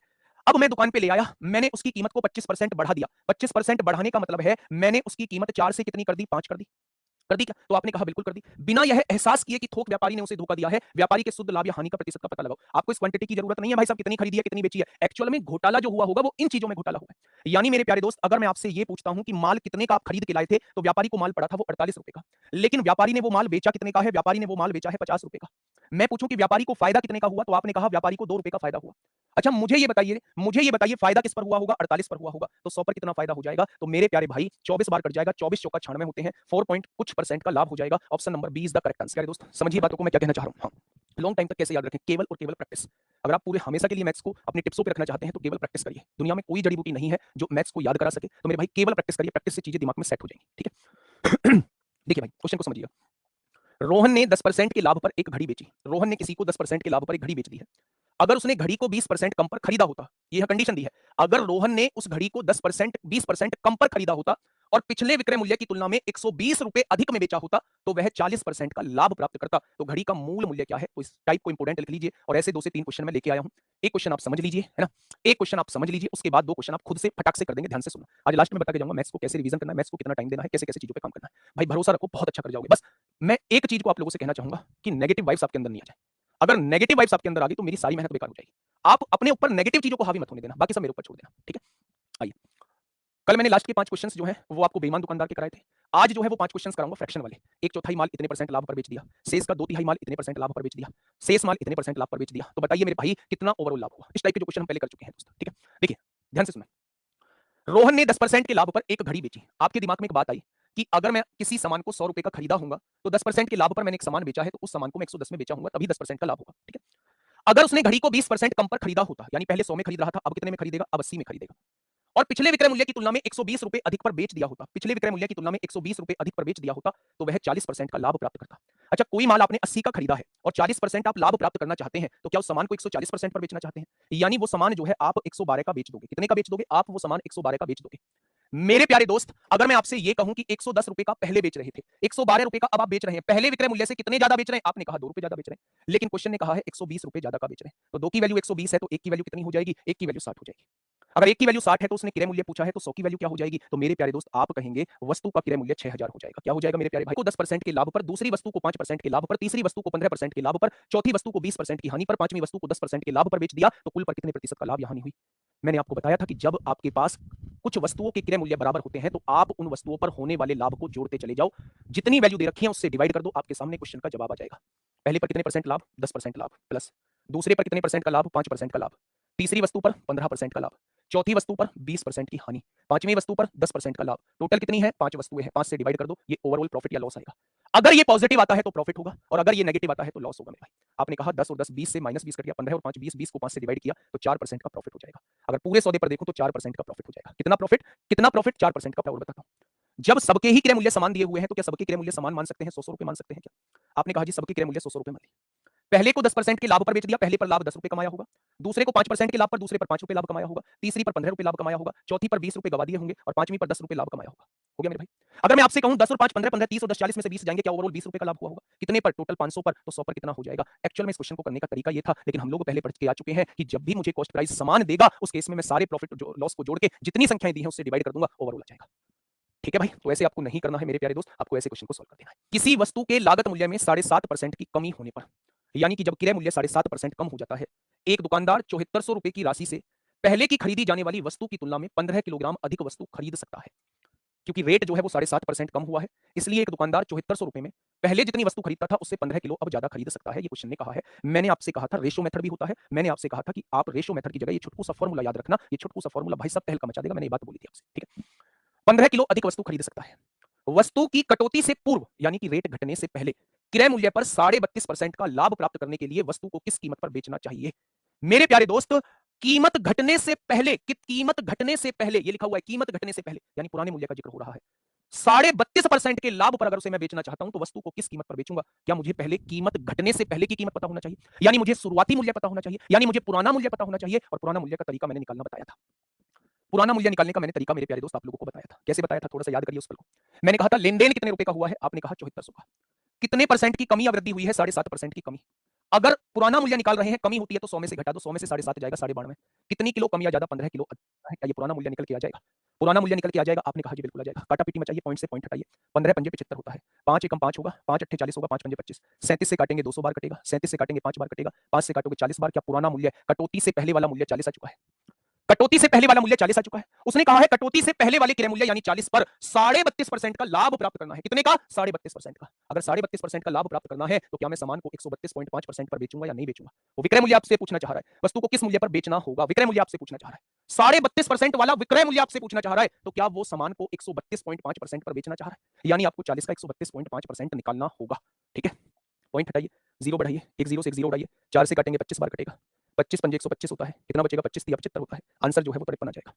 आंसर जो है वो 53 आ जाएगा। ठीक है, याद रखनी पड़ेंगी ये चीजें। मैं फिर से कह रहा हूं रेशो से भी कर सकते हैं। अरे भाई क्या होगा इस क्वेश्चन का बिल्कुल सही जवाब? देखिए, एक दुकानदार ने 45 रुपए किलो की दर पर 20 किलो चीनी, 50 रुपए किलो की दर पर 25 किलो चीनी, ठीक है, और 40 रुपए प्रति किलो की दर पर 35 किलो चीनी खरीद ली। यहां तक माल इसने खरीद लिया है। बहुत बढ़िया भाई साहब, बहुत शानदार। उसने परिवहन और अन्य खर्चों पर 450 रुपए की खर्च की, यानी ट्रांसपोर्टेशन पर 450 रुपए उसने खर्च किए। ठीक है भाई साहब, रेशो से बन जाएगा। प्लीज मैं आपसे ये कह रहा हूं कि मैं रेशो से बना के आ चुका हूं, परसेंटेज में 7-8 क्वेश्चन करा चुका हूं। अब आप यहां से मेरा टाइम खर्च मत कराइए, प्लीज, रिक्वेस्ट है। चलिए आगे बढ़ते हैं। 450 रुपए की राशि उसने ट्रांसपोर्टेशन पे खर्च कर दी है। ठीक है, उसने चीनी की तीनों किस्मों को मिला दिया, यानी तीनों टाइप की चीनी को मिला दिया और पूरे स्टॉक को 52.5 रुपए के हिसाब से बेच दिया। अब वो कह रहा है इस पूरे लेन देन में उसका लाभ प्रतिशत क्या होगा? इस पूरे लेन देन में उसका लाभ प्रतिशत क्या होगा, वो आपसे ये पूछना चाह रहा है। देखिए ध्यान से, ये कह रहा है जी 40 कैसे आया? सॉल्व कर लो भाई साहब, इसको 40 आ जाएगा। देखिए, 3 तरीके की हमने चावल खरीदी है। पहला चावल 45 रुपए किलो का है, जो 20 किलो चावल है। दूसरा चावल 50 रुपए किलो वाला है, जो 25 किलो है, चीनी चीनी खरीद रहे हैं। और तीसरा 40 रुपए किलो वाला है, जो 35 किलो है मेरे भाई। उसने परिवहन और अन्य खर्चों पर 450 रुपए की राशि खर्च की और उसे चीनी की तीनों किस्मों को मिला दिया और पूरे स्टॉक को 52 रुपए के हिसाब से बेच दिया। इस पूरे लेन देन में उसका लाभ प्रतिशत क्या होगा? आराम से क्वेश्चन को कर लेंगे। 45 रुपए के हिसाब से 20 किलो चीनी खरीदी है, यानी 900 रुपए का माल यहां खरीद लिया है आपने। 50 रुपए के हिसाब से 25 किलो चीनी खरीदी है, 45 रुपए के हिसाब से 20 किलो, 50 रुपए प्रति ये 25 किलो चीनी खरीदी है, यानी 1250 रुपए का माल आपने यहां खरीद लिया है। 40 रुपए के हिसाब से 35 किलो चीनी आपने यहां खरीदी है, तो 1400 का माल आपने यहां खरीद लिया है। अगर मैं आपसे टोटल माल पूछता हूं तो आप कहते हैं टोटल माल 9 2 11 4 15 को 5 हासिल 1 3550 का टोटल माल आपने खरीद लिया है। ठीक है, 450 रुपए के आपने ट्रांसपोर्ट पर खर्च कर दिए, यानी कि टोटल 450 जोड़ दें, टोटल 4000 माल आपने खरीद लिया, 4000 का माल आपने खरीद लिया है। ठीक है, बहुत बढ़िया। उसने चीनी की तीनों किस्मों को मिला दिया। जब तीनों किस्मों को मिला दिया तो 20 किलो ये, 25 किलो ये, 45 और 5 50 और 30 80, 35 और 5 40 80 किलो चीनी जो है टोटल बन चुकी है। तीनों किस्मों को मिला दिया है, ये 20 किलो चीनी थी, ये 25 किलो चीनी है और ये 35 किलो चीनी है। तीनों किस्मों को मिला दिया है तो टोटल 80 किलो चीनी बन चुकी है। ठीक है, 52.5 के हिसाब से बेच दी है, 80 किलो चीनी 52.5 के हिसाब से। देखो इतना अलग से करने की जरूरत नहीं है। सीपी कितना है तो आपने कहा खरीदा माल 4000 का था, बेचा कितने का है मेरे भाई? 52.5 रुपए के हिसाब से 80 किलो माल बेच दिया है, तो इतने का बेचा है। बस आप यहां दोनों का रेशो निकाल लो, सॉल्व करने की जरूरत नहीं है मेरे भाई, यहां रेशो निकाल लो। ठीक है, आइए पॉइंट हटाओगे, एक जीरो बढ़ाओगे, 80 पंजे 400 होते हैं, ये 500 हो जाएगा। 25 दूनी 50 होते हैं, 25 एकम 25, 25 दूनी 50 जीरो। 20 का सामान अगर आप 21 का बेच रहे हो तो 1 रुपए का लाभ कितने पर? 20 पर, तो 100 पर कितना हो जाएगा? तो प्रॉफिट का परसेंट जो हो जाएगा वो मेरे प्यारे दोस्त 5% हो जाएगा। प्रॉफिट का परसेंट जो हो जाएगा वो 5% हो जाएगा, यानी उसे पूरे सौदे पर 5% का प्रॉफिट हुआ। क्या करता है? निरीक्षण द्वारा अनुमान लगाता है। बात को सुना, एक निर्माणकर्ता निरीक्षण द्वारा अनुमान लगाता है कि उसके द्वारा निर्मित 12% वस्तुएं अस्वीकार कर दी जाएंगी। इस बात का मतलब क्या कोई मुझे समझा पाएगा? फालतू चीजों से हटके क्या कोई बच्चा मुझे बता पाएगा कि इस लाइन का मतलब क्या लिखा हुआ है? इस बात का मतलब क्या कोई समझा पाएगा? इस बात का मतलब यह है मेरे भाई कि अगर मैं निर्माण करता हूं, अगर मैं निर्माण करता हूं तो मुझे यह पता है कि मैं जितना सामान बनाऊंगा ना, मैं जितना सामान बनाऊंगा, ठीक है, मैं जितना सामान बनाऊंगा ना उसका 12% जो है वो रिजेक्ट हो जाएगा। अगर मैंने 100 सामान बनाए तो केवल 88 सामान ही मेरे सही निकलेंगे, 12 मेरे रिजेक्ट कर दिए जाएंगे। ये बात आपको दिमाग में रखनी होगी, ठीक है। उसने 22,000 वस्तुओं का ऑर्डर 7.5 के हिसाब से स्वीकार कर लिया। अब उसके पास 22,000 का ऑर्डर आता है। उसके पास 22,000 वस्तुओं का ऑर्डर आता है कि उसे 22,000 वस्तुएं देनी है। उसके पास 22,000 वस्तुओं का ऑर्डर आता है कि उसे 22,000 वस्तुएं देनी है। 7.5 के हिसाब से आता है, 7.5 के हिसाब से वो देगा, यानी ये विक्रय मूल्य हो गया। अस्वीकृत वस्तुओं का निर्माण खर्च मिलाकर 20% लाभ का अनुमान लगाता है, तो प्रत्येक वस्तु की निर्माण लागत क्या होगी, वो आप लोगों से ये पूछना चाह रहा है। मेरी बात को थोड़ा सा ध्यान से सुनिएगा। निर्माण लागत वो आपसे पूछना चाह रहा है। देखो, मेरे पास मुझे देनी कितनी है टोटल, 22,000। बात को समझना बहुत प्यार से। 12% वस्तुएं मेरी अस्वीकार कर दी जाती हैं। 12% वस्तुओं का मतलब है 3/25। यानी अगर मैं 25 वस्तुओं का निर्माण करता हूं, मैं 25 वस्तुओं का निर्माण करता हूं, तो उसमें से 3 अस्वीकार कर दी जाती हैं, 3 वस्तु रिजेक्ट कर दी जाती हैं, 3 वस्तुएं रिजेक्ट कर दी जाती हैं, और जो बेचने के लिए ठीक मानी जाती है वो 22 वस्तुएं मानी जाती हैं। यही तो इस बात का मतलब है। तो आप कहेंगे, हाँ, आप कहेंगे जी बिल्कुल इस बात का मतलब यही है। अब देखिए ध्यान से, उसने 22,000 वस्तुओं का ऑर्डर जो है वो 7.5 के हिसाब से ले लिया। 22,000 वस्तुओं का ऑर्डर लिया है, यानी ठीक वस्तु 22,000 होनी चाहिए, यानी मेरे भाई एक की वैल्यू 1,000 होनी चाहिए। तो उसे 22,000 वस्तुएं देने के लिए 25,000 वस्तुओं का निर्माण करना होगा। अगर वो 22,000 वस्तुएं देना चाहता है तो उसे 25,000 वस्तुओं का निर्माण करना होगा। 22,000 वस्तुएं अगर देना चाहता है तो 25,000 वस्तुओं का निर्माण करना होगा। ठीक है, आगे बढ़िएगा। अस्वीकृत वस्तुओं का निर्माण खर्च मिलाकर 20% का लाभ का अनुमान लगाता है। वो क्या कहता है कि 20%। अब उसने 22,000 वस्तुओं का ठेका लिया है। कितने का ठेका लिया है, 22,000 वस्तुओं का। मेरे प्यारे साथी, 7.5 के हिसाब से लिया है उसने। क्या टोटल विक्रय मूल्य ये हो गया, क्या टोटल सामान इतने का होगा। उसने कहा है इसमें मैं 20% लाभ इंक्लूड कर रहा हूं, यानी ये जो है 120% की वैल्यू आपको दी गई है। आप मुझे ये बताइए कि अगर मैं 20% के लाभ पर कोई सामान बेच रहा हूं तो क्या मैं 120% पर नहीं बेच रहा हूं। मैं अपना सामान 120% पर बेच रहा हूं, लेकिन क्वेश्चन ने कहा है 22,000 वस्तुएं 7.5 के हिसाब से बेच रहा है, यानी 22,000 वस्तुएं 7.5 के हिसाब से इतने की बेच रहा होगा। मेरे हिसाब से 120% की बेच रहा होगा, तो क्या 1% की वैल्यू जो है वो इतनी हो जाएगी। तो मेरे भाई 100% यानी इतनी वस्तुओं का निर्माण कितने रुपए में हो रहा होगा। अब मेरे भाई यहां से सॉल्व कर लीजिए। पॉइंट हटाएंगे, 2 जीरो बढ़ाएंगे, 2 जीरो से 2 जीरो कट जाएंगे। आपने कहा 3 से काटा 25 बार कट गया, 3 से काटा 4 बार कट गया, 4 से काटा 4 पंजे 20, है ना, 4 पंजे 20, 5500 गुणा 25 आ गया। यानी कि ये सारा जो निर्माण हुआ होगा वो इतने रुपए का हुआ होगा। उसने कहा है एक वस्तु का रेट बताइए। मेरे प्यारे दोस्त, वस्तुएं कितनी निर्माण हुई हैं, यानी 25,000 का अगर रेट ये है तो एक वस्तु का रेट क्या ये आ जाएगा। ठीक है, तो मेरे प्यारे दोस्त आप कहेंगे 2 जीरो से 2 जीरो कट गई, 25 से 10 बार कट जाएगा, एक वस्तु का रेट 5.5 आ जाएगा। एक वस्तु का रेट 5.5 आ जाएगा। 71 और 172 क्वेश्चन एक जैसे हैं, ध्यान से समझना। एक मैगजीन को टाइप करने का खर्च जो है वो 1,000 है। यानी कि आप कितनी भी बड़ी मैगजीन टाइप करा लीजिए, कुछ भी करा लीजिए, हमारे 1,000 रुपए फिक्स है कि मैगजीन को टाइप करने के 1,000 रुपए हैं। मैगजीन को टाइप करने के 1,000 रुपए ये फिक्स है कि हमारा 1,000 रुपए का बैठेगा, कितनी भी मैगजीन हमसे टाइप करा लीजिए। ठीक है, प्रिंटिंग मशीन का खर्च 120 रुपए की 100 कॉपी है। यहां मैंने लिख दिया 120 रुपए में 100 कॉपी प्रिंट होती है। कितनी कॉपी प्रिंट होती है, 100 कॉपी प्रिंट होती है। पेपर शाही और अन्य का खर्च 60 पैसे प्रति प्रतिया है। 60 पैसे प्रति प्रतिया है।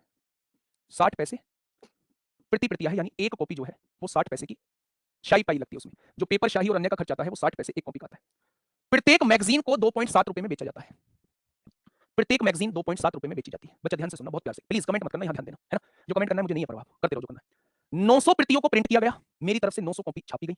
मेरी तरफ से 900 कॉपी छापी गई। उनमें से केवल 784 कॉपियां ही बेची गई। 900 कॉपियां छापी गई थी, उसमें से 784 बेची गई। तब ज्ञात करें कि विज्ञापन द्वारा कितने रुपए कमाए गए होंगे, जो कि लागत मूल्य पर 10% का लाभ दें।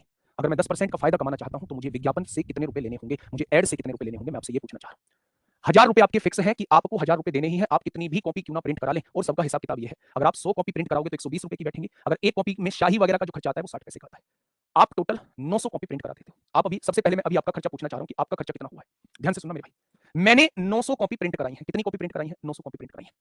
मेरे प्यारे भाई, अगर 100 कॉपी में खर्चा 120 रुपए का आता है तो 100 कॉपी में 9 की गुणा कर दूंगा तो क्या 900 कॉपी बन जाएगा, यानी 9 की गुणा इधर करनी होगी। क्या 900 कॉपी में 1080 का खर्चा आएगा क्या। आप देखिए, अगर 100 कॉपी में खर्चा 120 रुपए का आता है तो मैंने 900 कॉपी प्रिंट कराई है, यानी 900 कॉपी तब बनेंगी जब 9 की गुणा कर दूंगा, तो 9 की गुणा इधर करनी पड़ेगी। क्या मेरा यहां खर्चा 1080 का आ चुका है। आपने कहा जी बिल्कुल ऐसे आ चुका है। ठीक है, यहां एक कॉपी का खर्चा इतना है, मुझे 900 कॉपी यहां पे शाही चाहिए 900 कॉपियों के लिए, तो 900 की गुणा करनी पड़ेगी। इधर भी आपने 900 की गुणा कर दी मेरे भाई, 54,000 पैसे आ जाएगा। और पैसे को रुपए में बदलने के लिए 100 से डिवाइड करोगे, क्या 540 रुपए आ जाएगा। आ जाएगा या नहीं, तो आपने कहा बिल्कुल आ जाएगा। अब मैं टोटल आपका खर्चा लिख रहा हूं, बच्चे ध्यान से सुनो। आपने कहा ये 1,000 रुपए फिक्स है, ये 1,000 रुपए बेटा फिक्स है। 1,080 रुपए जो है वो आपके प्रिंटिंग के चाहिए, 540 रुपए जो है वो आप लोगों के मेरे भाई शाही वगैरह के चाहिए। तो टोटल खर्चा कितना आएगा, 8 4 12 को 2 हासिल 1, आप कहेंगे जी 2620 रुपए का टोटल खर्चा हमारा आ जाएगा।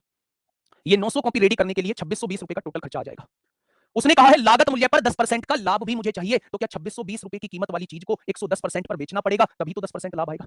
आप यहां देखिए बच्चा, कितने की सामान बेचोगे, तो 11 दूनी 22 को 2 हासिल लगे 2, 11 6 66 और 2 68 को 8 हासिल 6, 11 दूनी 22 और 6 28, यानी आपको सामान इतने का बेचना होगा, तब जाके आपको 10% फायदा होगा। आपने 2.75 के हिसाब से बेची कितनी है 700 कॉपी। कितनी कॉपी बेची है 784 कॉपी। अगर एक कॉपी 2.75 की है तो 784 कॉपी कितने की हो जाएगी। पॉइंट हटाइए, 2 जीरो बढ़ाइए, 25 एकम 25, 25 एकम 25, 25 चौका 100, 4 एकम 4, 4 नाम 36 होगा, 4 छिंग 24, 11 छिंग 66 को 6 हासिल 6, 11 निमा 99, 6 105 को 5 हासिल 10, 11 एकम 11, 10 21। क्या आपने कुछ माल को 2156 का बेच दिया है, लेकिन आपको बेचना कितना है 2882 का बेचना है, तो भैया जी बचे कुचे का आपको विज्ञापन से लेना होगा। 2882 का माल बेचना है, माल बेचा है केवल आपने 2156 का, तो बचे कुचे ऐड से लेने होंगे। 12 में से 6 गया 6, 7 में से 5 गया 2, 8 में से 1 गया 7, 726 रुपए आपको ऐड से लेने होंगे। 726 रुपए आपको ऐड से लेने होंगे। कर रहा हूं, उनको भी बहुत सारी शुभकामनाएं, उनको भी बहुत सारी। को स्थापित करने का लागत मूल्य 2800 रुपए है, यानी 2800 रुपए फिक्स है। जब अब उस पत्रिका को आप स्थापित करते हैं तो 2800 रुपए आप पर चार्ज लगेगा। कागज और शाही आदि की लागत मूल्य 80 रुपए प्रति 100 कॉपी है, यानी जो खर्चा आता है शाही वगैरह का वो 80 रुपए का खर्चा आता है 100 कॉपियों पर। 100 कॉपियों पर 80 रुपए का खर्चा आता है, इसमें मैंने कोई भी नई बात नहीं लिखी है। मुद्रण लागत 160 रुपए प्रति 100 कॉपी है। 160 रुपए जो है वो प्रिंटिंग की है, मुद्रण लागत है 100 कॉपी का। 100 कॉपी का मुद्रण लागत जो है वो 160 रुपए बैठता है। पिछले महीने 2000 प्रतियां मुद्रित की गई, प्रिंट की गई हैं 2000 कॉपियां। अच्छा 2000 कॉपियां जो है वो अगर मुद्रित की गई हैं तो मेरे भाई यहाँ तो 100 कॉपी का खर्चा इतना है, इसे 2000 बनाने के लिए क्या 20 की गुणा करनी पड़ेगी, तभी ये 2000 बनेगा। अगर 20 की गुणा उधर करी है तो 20 की गुणा यहाँ करनी पड़ेगी, यानी इन 2000 कॉपियों में मेरे भाई 1600 रुपए की शाही लग जाएगी। 20 की गुणा 80 में करेंगे 1600 रुपए, ठीक है। अगर इसे 2000 कॉपियों का प्रिंटिंग का खर्चा देखूं तो 20 की गुणा करनी पड़ेगी, और 20 की गुणा जब आप यहां करोगे तो 16 दूनी 3200 रुपए यहां आपके प्रिंटिंग में लग जाएंगे। यानी टोटल जो खर्चा आप लोगों का हो जाएगा, टोटल खर्चा जो है 8 6 14 2 16 को 6 हासिल 1 2 1 3 और 1 4 3 7, टोटल खर्चा जो है वो आपका 7600 रुपए हो जाएगा। आप 2000 कॉपी को प्रिंट कर चुके हैं, आप 2000 कॉपियों को प्रिंट कर चुके हैं और आपका टोटल खर्चा आया है 7600 रुपए, ठीक है। यहां तक कोई दिक्कत नहीं, आगे बढ़िए। लेकिन केवल 1500 कॉपियां 5 रुपए प्रति बेची जा सकी, यानी कि आपने 1500 कॉपियां बेची हैं और 5 रुपए के हिसाब से बेची हैं, यानी कि 7500 का आप टोटल माल बेच चुके हो। 7500 का टोटल माल आप बेच चुके हो। इतनी बात क्लियर हो गई है ना, मैंने कुछ भी यहां अलग नहीं किया है। कुल बिक्री पर जितने की आपने टोटल बिक्री करी है, मैंने ये टोटल बिक्री 7500 की करी है, इस पर 25% लाभ की आशा रखी गई। आपने ये कहा कि जितने की भी मैं बिक्री करता हूं इस पर 25% का लाभ मुझे चाहिए। 25% मतलब एक चौथाई आप लाभ चाहते हो। एक चौथाई लाभ चाहते हो मतलब 4 एकम 4 3 बचेंगे, 4 अट्ठे 32 हो जाएगा, 3 बचेंगे, 4 सत्ते 28, 4 पंजे 20, यानी आप 1875 का लाभ चाहते हो।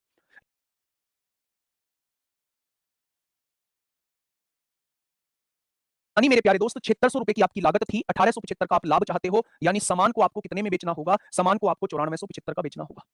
आपने सामान बेचा कितने का है, 7500 का बेचा है, यानी बाकी का आपको ऐड लगाना होगा। अगर 9475 में से 7500 का आप सामान बेच चुके हो तो मेरे प्यारे दोस्त ऐड कितने का लगाना होगा, ऐड जो है वो 1975 का लगाना होगा। ऐड जो है वो 1975 का लगाना होगा। दोनों क्वेश्चन आए हुए क्वेश्चन है ना, दोनों क्वेश्चन आए हुए क्वेश्चन है, कोई लेंदी क्वेश्चन नहीं है मेरे भाई। दो मेथड को कराऊंगा, पहले मेरी बात को थोड़ा सा ध्यान से समझिए। एक दुकानदार ने रेफ्रिजरेटर और गीजर सेट को एक साथ 30,400 में बेचा, यानी ये विक्रय मूल्य दिया हुआ है, जिससे रेफ्रिजरेटर पर 25% और गीजर पर 10% का लाभ हुआ, जिस वजह से रेफ्रिजरेटर पर तो 25% का लाभ हुआ और गीजर पर 10% का लाभ हुआ। इस बात में कोई दिक्कत नहीं है, तो आपने कहा बिल्कुल। उन्हें एक साथ 30,700 रुपए में बेचने पर उसे रेफ्रिजरेटर पर 10% और गीजर पर 25% का लाभ होता है, कोई दिक्कत नहीं है, तो आपने कहा जी ठीक। अब यदि गीजर को 17% के लाभ पर बेचा जाता है, अब यहां से क्वेश्चन को पढ़ना चालू करिए। अब जो है वो गीजर को 17% लाभ पर बेचा जाता है, तो गीजर का विक्रय मूल्य क्या होगा। वो आपसे क्या पूछना चाह रहा है, गीजर का विक्रय मूल्य। मैंने मान लिया गीजर का क्रय मूल्य जी है। अगर वो 17% लाभ पर बेचना चाहता है तो मुझसे विक्रय मूल्य पूछ रहा है, तो क्या मुझे 117% निकालना पड़ेगा। भाई विक्रय मूल्य मतलब कितने पर बेचेगा, 100% क्रय मूल्य हो गया, 17% प्रॉफिट पर बेचना चाहता है, तो क्या ये अपना सामान 117% पर बेचना चाहता होगा। 117% का मतलब होता है आंसर मेरा 9 और 13 का मल्टीपल होगा। 8 और 3 11 6 17 1 18 9 का मल्टीपल है। 3 और 1 4 2 6 और 1 7 9 का मल्टीपल नहीं है। 6 3 9 6 15 और 1 16 9 का मल्टीपल नहीं है। 5 और 1 6 7 6 13 और 1 14 9 का मल्टीपल नहीं है। क्या ये 13 का भी मल्टीपल है, 13 एकम 13 3 बचेंगे, 13 दूनी 26 7 बचेंगे, 13 6 78, ये 13 का भी मल्टीपल है। क्वेश्चन खत्म हो चुका है। यही इस क्वेश्चन का जवाब हो जाएगा। अगर वो गीजर को 16,380 का बेच देगा तो उसे मेरे भाई 17% का प्रॉफिट हो जाएगा। लेकिन मेरे प्यारे दोस्त मेरी एक बात को समझना प्यार से, मेरे प्यारे दोस्त बहुत प्यार से समझने की कोशिश करना। अगर एक से ज्यादा ऑप्शन हो गए है ना, अगर एक से ऐड लगाने का मतलब है मैंने कोई आइटम दिया तो जो कंपनी अपना ऐड करना चाहती है वो मुझे पैसे देगी तभी तो उस पर ऐड लगाएगी। मान लीजिए ये आईफोन है, आईफोन का ऐड करना है मेरे भाई, तो अगर इस आईफोन का फोटो मैं अपनी किसी मैगजीन पे लगवाना चाहता हूं तो मैं आईफोन वालों से पैसा लूंगा या नहीं लूंगा, तो वही ऐड का पैसा है। मैंने अपना सामान जो है वो 7500 में बेच दिया, मुझे बेचना है 9475 का बेचना है, तो मैं बाकी के ऐड के पैसे ले रहा हूँ, तभी मुझे 9475 रुपए मिलेंगे, ठीक है। चलिए अब मेरी बात को थोड़ा सा ध्यान से सुना है ना भैया, 100 सवाल करे 95 सही हुआ, वाह गजब कर दिया। मेरी बात को सुनना, मैं आंसर बता चुका हूं एक ही लाइन में। आंसर जो होगा वो 16,380 का होगा। क्वेश्चन को करेंगे कैसे, थोड़ा सा अप्रोच आपकी शानदार होनी चाहिए। एक बेस्ट अप्रोच मैं इसमें दे चुका हूं। अब बचता है मेरे भाई मेथड इसका। एक सामान को 30,400 में बेचा गया, एक सामान को 30,400 में बेचा गया, यानी ये दोनों सामानों का विक्रय मूल्य है, विक्रय मूल्य है। रेफ्रिजरेटर को 25% लाभ पर बेचा गया है, 25% लाभ पर बेचा गया है, तो क्या 125% पर बेचा गया होगा। रेफ्रिजरेटर को 125% पर बेचा गया होगा, क्योंकि विक्रय मूल्य है इसलिए यहां विक्रय मूल्य लिखना पड़ेगा। गीजर को 10% पर बेचा गया है, यानी गीजर रेफ्रिजरेटर को आर मान लेते हैं, और गीजर को 10% लाभ पर बेचा गया है, यानी 110% पर गीजर को बेचा गया होगा। और दोनों का विक्रय मूल्य कितना दे रखा है, 30,400 दे रखा है, ठीक है, बहुत बढ़िया। उन्हें एक साथ 30,700 में बेचने पर, अगर वो एक साथ इसे 30,700 में बेच देते हैं तो रेफ्रिजरेटर पर 10% और गीजर पर 25% का लाभ होता है। रेफ्रिजरेटर पर 10% का लाभ होता है और गीजर पर 25% का लाभ होता है, यानी गीजर को 125% पर बेचा जाता है। मेरे प्यारे दोस्त है ना, मेरे प्यारे दोस्त अब मेरी बात को समझना। अगर यहां लाभ दिया होता कि मुझे इतने का लाभ होता है तो मैं यहां लाभ ही लिख रहा होता 25% refrigerator 10% geyser is equal to लाभ। 10% refrigerator 25% geyser is equal to लाभ। क्योंकि इधर लाभ नहीं दिया हुआ है, इधर विक्रय मूल्य आप लोगों को दिया हुआ है, तो इधर आपको विक्रय मूल्य लिखना पड़ेगा। 25% लाभ वाला विक्रय मूल्य 125% पर बेचना होता है, 10% लाभ वाला विक्रय मूल्य 110% पर बेचना होता है। ठीक वैसे ही हम लोगों ने यहां किया। अब सुनना, थोड़ा सा प्यार से समझने की कोशिश करना। मेरे प्यारे दोस्त, मुझे गीजर का क्रय मूल्य निकालना है, क्योंकि उसने कहा है अगर गीजर को 17% लाभ पर बेच दिया जाए तो मेरे प्यारे दोस्त गीजर का विक्रय मूल्य क्या होगा। कैसे निकालें भाई, मामला गड़बड़ है, कैसे करें दोस्त। मेरे प्यारे दोस्त, इस इक्वेशन में से इसको घटाइए। 125 में से 110 जाएगा, 15% गीजर बचेगा। 110 में से 125 जाएगा, 15% रेफ्रिजरेटर बचेगा। 30,700 में से 30,400 जाएगा तो 300 बचेगा। कोई दिक्कत नहीं है। दोनों जगह से 15 कॉमन ले दिया, 15 इधर डिवाइड में जाएगा तो ये 20 आ जाएगी वैल्यू। यानी 1% गीजर माइनस 1% रेफ्रिजरेटर की वैल्यू 20 आपके सामने आ चुकी है। ठीक है, क्योंकि अब मुझे गीजर की वैल्यू चाहिए तो मेरे प्यारे दोस्त हम लोग इन दोनों इक्वेशन में रेफ्रिजरेटर की वैल्यू को सेम कर देते हैं। भाई गीजर की वैल्यू तब मिलेगी जब रेफ्रिजरेटर की वैल्यू हट जाएगी। रेफ्रिजरेटर की वैल्यू को सेम कर देते हैं जिससे कि रेफ्रिजरेटर कट जाए। सेम कब होगी, जब यहां 125 की गुणा होगी, यहां भी 125% आर हो जाएगा, यहां भी 125% आर है। तो मेरे प्यारे दोस्त इस पूरे में आप 125 की गुणा कर दीजिए। जब आप इसमें 125 की गुणा करते हैं ये क्या हो जाएगा, 125% गीजर माइनस 125% रेफ्रिजरेटर, और जब 125 दूनी कहेंगे तो 250, यानी ये 2500 आ जाएगा।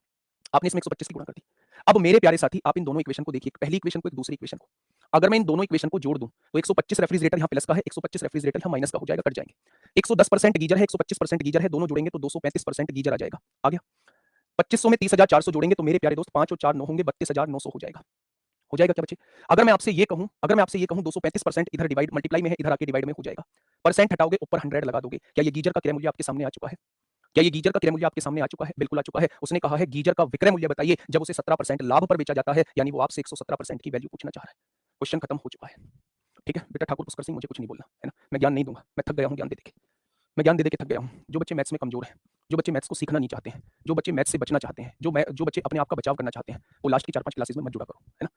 लास्ट की 4-5 क्लासेस में मत जुड़ा करो। मैं आपके जवाब देने में ही नहीं लगा रहूंगा, मुझे पढ़ाना भी है, मुझे कोर्स भी कंप्लीट कराना है, और बहुत है पढ़ने वाले दोस्त। मैं आपके लिए ही नहीं बस आपके पीछे ही पड़ा रहूंगा, बस समझाने की हद होती है। मैं रोज आधा घंटा आपके लिए समझाने के लिए थोड़ी ना बिगाड़ूंगा दोस्त, मेहनत कर रहा हूँ चीजों के पीछे। ठीक है, मैंने कर दिया है पहले ही क्वेश्चन को, इसे ये बता दिया इसका सॉल्यूशन, बस यहीं तक आप सीख लो, मत करो मेथड से जिसे नहीं करना है। लेकिन मेरे प्यारे दोस्त नहीं होगा मुझसे, चीजें कट गई हैं, 100 से 100 कट गया। बस अब आप यहाँ चीजें सॉल्व कर लीजिए, आपके सामने आंसर आ जाएगा। 5 अंक 30 होगा, 5 अंक 30 होगा, 2 बचेंगे, 5 पंजे 25 होगा, 4 बचेंगे, 5 अट्ठे 40 होगा 0, 5 चौक 20 होगा, 5 सत्ते 35 होगा। ठीक है, 47 से इसे देख लीजिए कितनी बार कटेगा, 47 से कम 47 हो जाएगा। कितना बचा, तो आप कहेंगे 18 188 हो गया, 47 चौक 188 होता है। 117 की गुणा 114 में कर दीजिए, आंसर 16,380 आ जाएगा। आइए, एक व्यक्ति ने 12 लाख में कार खरीदी है। बच्चा जो कह रहा है वो लिख दो कॉपी में। एक व्यक्ति ने 12 लाख रुपए में कार खरीद ली है, खरीद ली। इसकी 80% लागत का बीमा करवाया, 80% लागत का बीमा करवाया है। जब आप 80% लागत का बीमा करवाते हैं तो बीमा कितने का हुआ होगा, यानी 9,60,000 रुपए का बीमा हो चुका है। 80% लागत का बीमा करवाया है, यानी 9,60,000 का बीमा हो चुका है। ठीक है, आ गया ये। उसने कार को 15% की हानि उठाकर बेच दिया। कार थी कितने की, 12 लाख रुपए की थी। कार थी कितने की, 12 लाख रुपए की। 15% की हानि पर बेच दिया है, यानी 85% पर बेच दिया है। 15% की तो हानि हो गई है, 3 जीरो आएंगी ही आएंगी। 12 पंजे 60 को जीरो हासिल 6, 12 अट्ठे 84, 84 और 6 90 हो जाएगा। यानी उसने 9 लाख रुपए की कार बेच दी है। भाई 12 लाख की कार थी, 15% के घाटे पर बेच दी है, 85% पर बेच दी। जब मैंने 85% निकाला तो 9 लाख रुपए में वो बेच चुका है, यानी ये एसपी बन जाएगा। दुर्भाग्य से यहां देखिए, लेकिन उसके साथ दुर्घटना हो जाने के कारण वह खरीदार को कार नहीं दे पाया। बीच में हो गया बच्चे, दुर्घटना हो गई, अब वो खरीदार को कार नहीं दे पाया। दुर्घटना के कारण कार को बहुत नुकसान हुआ। बीमा कंपनी ने बीमित राशि के 90% का भुगतान कर दिया। जो बीमित राशि थी, 9,60,000 रुपए का बीमा हुआ था, इसका 90% भुगतान कर दिया है बीमा राशि ने। 90% भुगतान कर दिया है, कितना भुगतान होगा, तो आप कहेंगे बीमा राशि ने जो दिया होगा 900,900,900,954 को 4 हासिल 5, 9 नाम 81 और 5 86, यानी बीमा राशि ने जो भुगतान किया होगा वो 8,64,000 का किया होगा। गड़बड़ हो गई कुछ। 12 पंजे 60 को जीरो हासिल 3 जीरो आ गई, 12 पंजे 60 को जीरो हासिल 6, 12 अट्ठे 96, अच्छा अच्छा गड़बड़ी, यहाँ 3 जीरो हो गई है मेरे भाई। 12 पंजे 60 को जीरो हासिल 6, 12 अट्ठे 96 और 6 102 हो जाएगा। 10,20,000 की उसने गाड़ी बेच दी, लेकिन मेरे भाई बीच में ही गाड़ी का एक्सीडेंट हो गया, गाड़ी को वो दे नहीं पाया। अब जब उसमें दुनिया भर का नुकसान हो गया तो बीमा वालों ने क्या किया कि 9,60,000 का बीमा था, उसका 90% बस ग्राहक को दिया, ग्राहक को 8,64,000 रुपए दिए। उसने कहा है इन दोनों लेन देनों में शुद्ध अंतर की गणना कीजिए, अंतर निकालना। बेटा अगर दुर्घटना ना हुई होती तो कार 10,20,000 की बेची जाती, लेकिन मेरे भाई उस व्यक्ति को मिले कितने हैं, 8,64,000 रुपए मिले हैं, 8,64,000 रुपए मिले हैं, 8,64,000 रुपए मिले हैं। ठीक है, 8,64,000 रुपए मिले हैं, तो दोनों का डिफरेंस पूछना चाह रहा है, तो डिफरेंस निकाल दो। 3 जीरो आ गई, 10 में से 4 गया 6 आ गया मेरे प्यारे दोस्त, 11 में से 6 गया 5 आ गया, 9 में से 1,56,000 का नुकसान हो गया, 1,56,000 का दोनों में डिफरेंस आ जाएगा, 1,56,000 का डिफरेंस हो जाएगा, 1,56,000 का डिफरेंस हो जाएगा बच्चे। पेटियां खरीदी 2,000 रुपए एक पेटी के हिसाब से 10 पेटी खरीदी है, यानी टोटल 20,000 रुपए का वो माल लेके आ गया है, टोटल 20,000 रुपए का वो माल लेके आ गया है। प्रत्येक डिब्बे में 20 किलोग्राम अंगूर थे। अगर हर एक पेटी में 20 किलोग्राम अंगूर थे तो 10 पेटियों में कितने अंगूर हो जाएंगे, तो आप कहेंगे 200 किलोग्राम अंगूर हो जाएंगे। बहुत बढ़िया। उन्होंने प्रत्येक बक्सा 2500 रुपए प्रति बक्से की दर से बेचा। उन्होंने प्रत्येक बक्सा 2500 रुपए प्रति बक्से की दर से बेचा, लेकिन कुल मिलाकर 10 किलो अंगूर खराब हो गए। यानी कि टोटल 10 पेटी खरीदी थी, उसमें से 9 पेटी बिल्कुल ठीक थी, 10वीं पेटी जो थी उसमें से आधे अंगूर खराब हो गए। टोटल तो 20 किलो है। अगर 20 किलो में से 10 किलो खराब हो चुके हैं मतलब आधी पेटी खराब हो चुकी है। इसके अलावा उन्होंने परिवहन शुल्क के रूप में 1000 रुपए का भुगतान किया था मेरे भाई। परिवहन शुल्क के रूप में, यानी परिवहन शुल्क के रूप में 1000 का भुगतान किया था, यानी टोटल जो उन्हें पेटी पड़ी थी वो 21000 रुपए की पेटी पड़ी थी। ठीक है। अगर 2500 रुपए के हिसाब से पेटी बेची है तो 9 पेटी तो बेच चुके होंगे मेरे भाई 22500 के।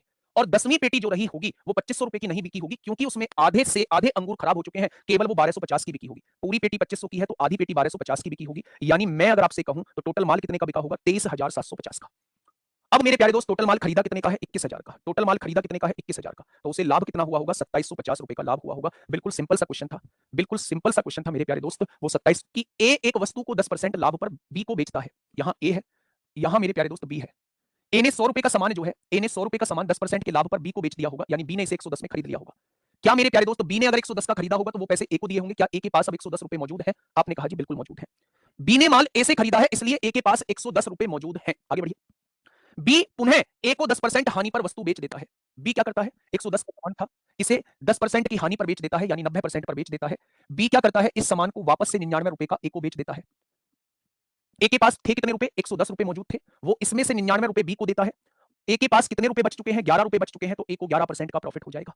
ए को कितने का प्रॉफिट हो जाएगा? A makes a profit of 11%। ए को 11% का प्रॉफिट हो जाएगा। समझोगे तो बेहतरीन तरीके से चलेगा। मूल्य कितना है? 8000 रुपए है मेरे भाई। ए बी को 20% की हानि पर बेचता है। बच्चा ध्यान से सुनना बहुत प्यार से। ए बी को 20% की हानि पर बेचता है। 100 रुपए का सामान बी को कितने रुपए में बेच देता है? 80 रुपए में। यानी बी इसे 80 रुपए देके आया है और घोड़ा ले आया है। बी इसे 80 रुपए देके आया है और घोड़ा ले आया है। बात क्लियर? मैंने कहा बात क्लियर है। बी उसी घोड़े को पुनः ए को 20% के लाभ पर बेचता है। ए कह रहा है भाई साहब घोड़ा दोगे क्या? बी ने कहा दूंगा, लेकिन 20% के लाभ पर तुझे वापस दूंगा, यानी 120 रुपए का दूंगा। 120 रुपए का दूंगा, यानी मैं तुझे 96 रुपए का दूंगा। मैं तुझे 96 रुपए का दूंगा। मैं तुझे 96 रुपए का दूंगा। मामला तो गड़बड़ हो गया। ये 80 भी चले गए, ये 80 भी चले गए। जो 80 दिए थे इसने, वो 80 भी इसके पास वापस जा चुके हैं। और मेरे प्यारे दोस्त, सामान तो आ गया, लेकिन 4 रुपए का घाटा और हो गया। कितने रुपए का हो गया मेरे प्यारे दोस्त? तो आप कहेंगे भैया जी, आप कहेंगे 4 का नहीं 16 का। ये वाले 80 तो जाएंगे ही जाएंगे, साथ में 16 रुपए घर से देने पड़ेंगे भैया। अगर तू मुझे 96 रुपए देगा तो मैं तेरा घोड़ा वापस लौटाऊंगा, और अगर तू 96 रुपए नहीं देगा तो घोड़ा नहीं मिलने वाला है जी। 80 रुपए मेरे पास है, 96 बैठ रहे हैं, यानी 16 रुपए घर से देने पड़ेंगे। और 16 रुपए घर से देने का मतलब है 16% का नुकसान हो गया। 100 की वैल्यू पर 16% घर से देके बैठ गया भाई साहब। 8000 के माल पर 16% का नुकसान हो गया। 16% का नुकसान हो गया, तो मेरे भाई आप कहेंगे 1280 का घाटा हो गया। दोस्त मेरे, बहुत प्यार से समझना, बहुत प्यार से समझना, वैसे भी समझ में आ रहा था। 20% का तो घाटा पहले ही हो गया, 20% का तो घाटा पहले ही हो गया एक को। और